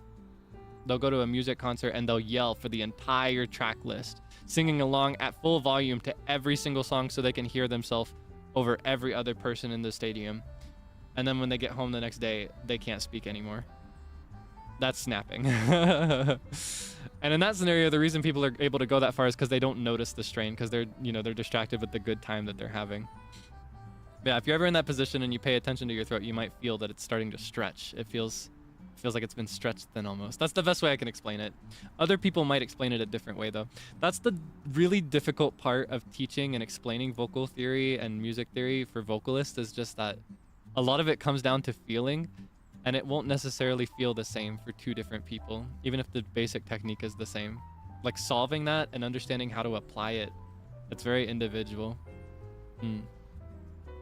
So it really comes down to having someone that can break through to you in person, I think is the best thing. It's really difficult to make progress in these areas through an explanation online or like a phone call. It helps to have someone there to analyze your technique in real time. You know what I mean? Of course, I can still tell you the bare bones basics in my own weird way. I realize it kind of falls into it's almost like like when Sable explains things with sound effects, onomatopoeia, as if it makes sense. That's what I feel like right now. I feel like I'm like, oh yeah, you sing from this part and it sounds like a triangle, and you're like, triangle, yeah, okay, that tracks. Yeah, if you can take away anything and understand, then I'll be happy. So I'm okay if you don't understand everything that I explain. You're doing great. Thank you so much. Thank you so much. I appreciate it. Okay, I'm gonna finish off my tea. Actually, it's kind of cold by now, but if you got a beverage on hand, we should sip together. All right, let's get hydrated.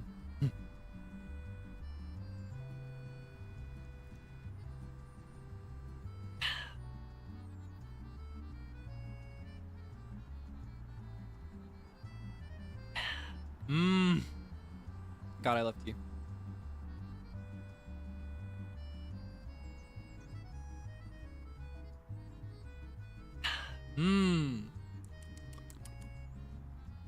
Okay.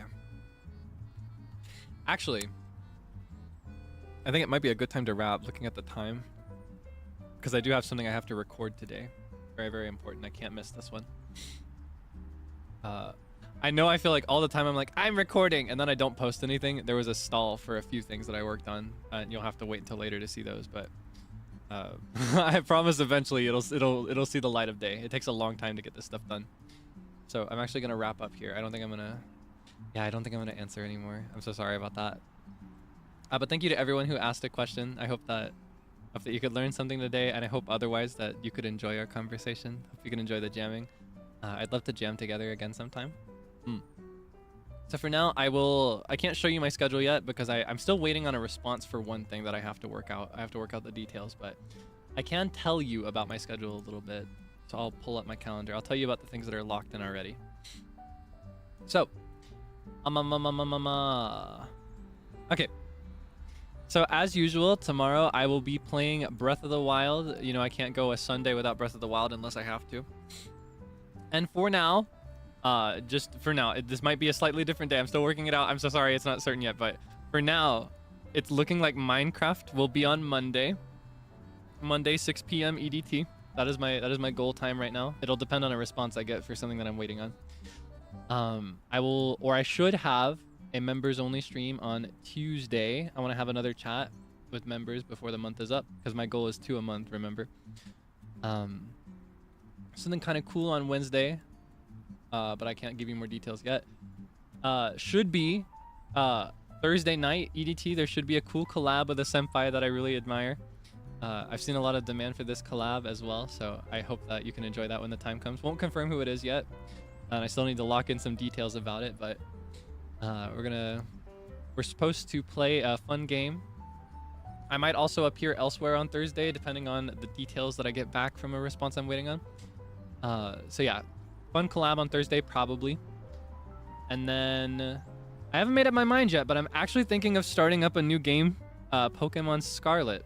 I'm thinking of starting Pokemon Scarlet on Friday. Zeal started Pokemon Violet, and we talked a bunch about playing Scarlet Violet together. So I'd like to start soon so I can catch up, and so that I can crush his team with my cool Pokemon that are better than his, because I'm #1. So yeah, I think I'm gonna play Pokemon Scarlet. I'm gonna start that on Friday, and then Saturday I wonder what's Saturday. And I can tell you, I'll have my first unarchived karaoke this Saturday. And it was locked in, so I can confirm it for you now. It'll be a jazz set list, a set list of jazz songs that I really like. I tried to keep it. It's a little bit longer than my archive set list so far, but I tried to keep it still a little bit short so that I wouldn't run out of my favorite jazz songs, so I could do another one for you of entirely different songs someday.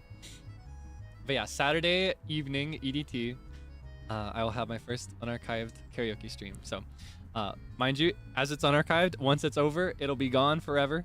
So be sure that you're available for it if you want to catch it.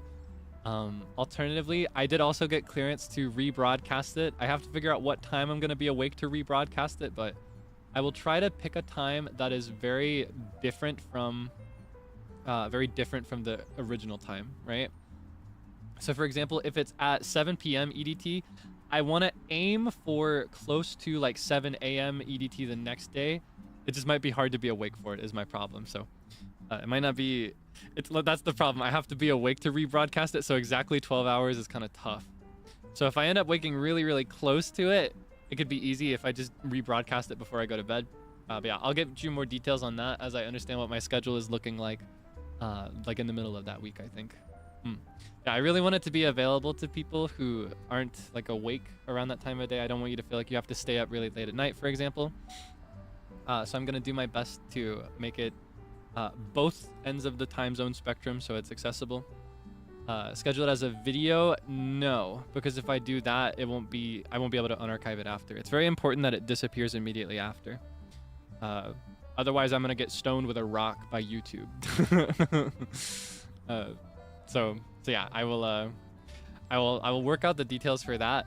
I'm going to do my best to make it accessible. And I'm going to try to make that a habit, but it'll be kind of hard in some cases. But yeah, it'll be my first unarchived set list, so I hope that you can look forward to that. And of course, I don't know. if you're not there in the moment, it'll always return in some way, right? That's all I'll say on that matter. Yeah, I'm really looking forward to it. I love jazz music, as I mentioned a bunch today, and so I'm excited to share it with you. Okay, and that's everything for next week. I'll get you a proper schedule as soon as I can. Yeah. Okay, and then let me find somebody to redirect to as well. Let me find somebody to redirect to, and while I find somebody, while I'm stalling for that, I will walk you through raid etiquette one more time. I say one more time. I do this every time. It's just a habit for me. Kind of becomes something I do to stall while I'm looking. But so here in a moment, we're going to redirect into somebody else's stream. It'll be automatic. If you just wait till the very end, it'll automatically feed you into somebody else. When you get there, I need you to pretty please check their rules for me. Pretty please. I don't ask for much. Yeah, just scroll down to the description of their stream and check what their terms are, how they like you to talk to them, how they like you to behave, and make sure you behave exactly as those rules state, okay? Don't be weird. Don't fight for attention. Don't talk about me either. Just be very chill, okay? Be very cool. Zaddy chill. Okay, who started when is the question. Who would be the best choice to raid into at this hour? Oh, everybody started at the same time? Okay. In that case, we're going to raid into Mr. Zealginjoka.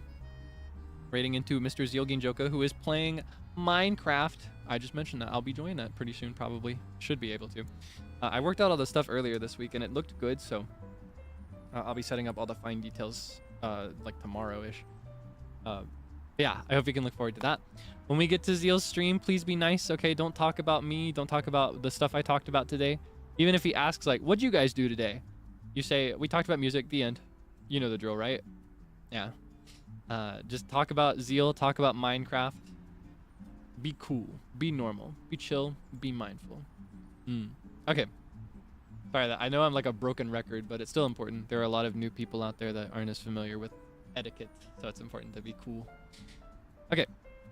Thank you so much for hanging out with me today. I'll get my schedule out to you as soon as I can. It may be like midday tomorrow, maybe day after if I need to, but yeah, I'll get it to you as soon as I can. I'll lock everything into. I will lock everything in today as fast as as fast as is possible. That's why we have to wrap at 3 hours. Oh my goodness, I get this far into talking and suddenly I can't talk anymore. Okay. Thank you so much. That's all for today. またね。また明日。ゼルダの伝説。I'll see you tomorrow. I'm gonna play The Legend of Zelda.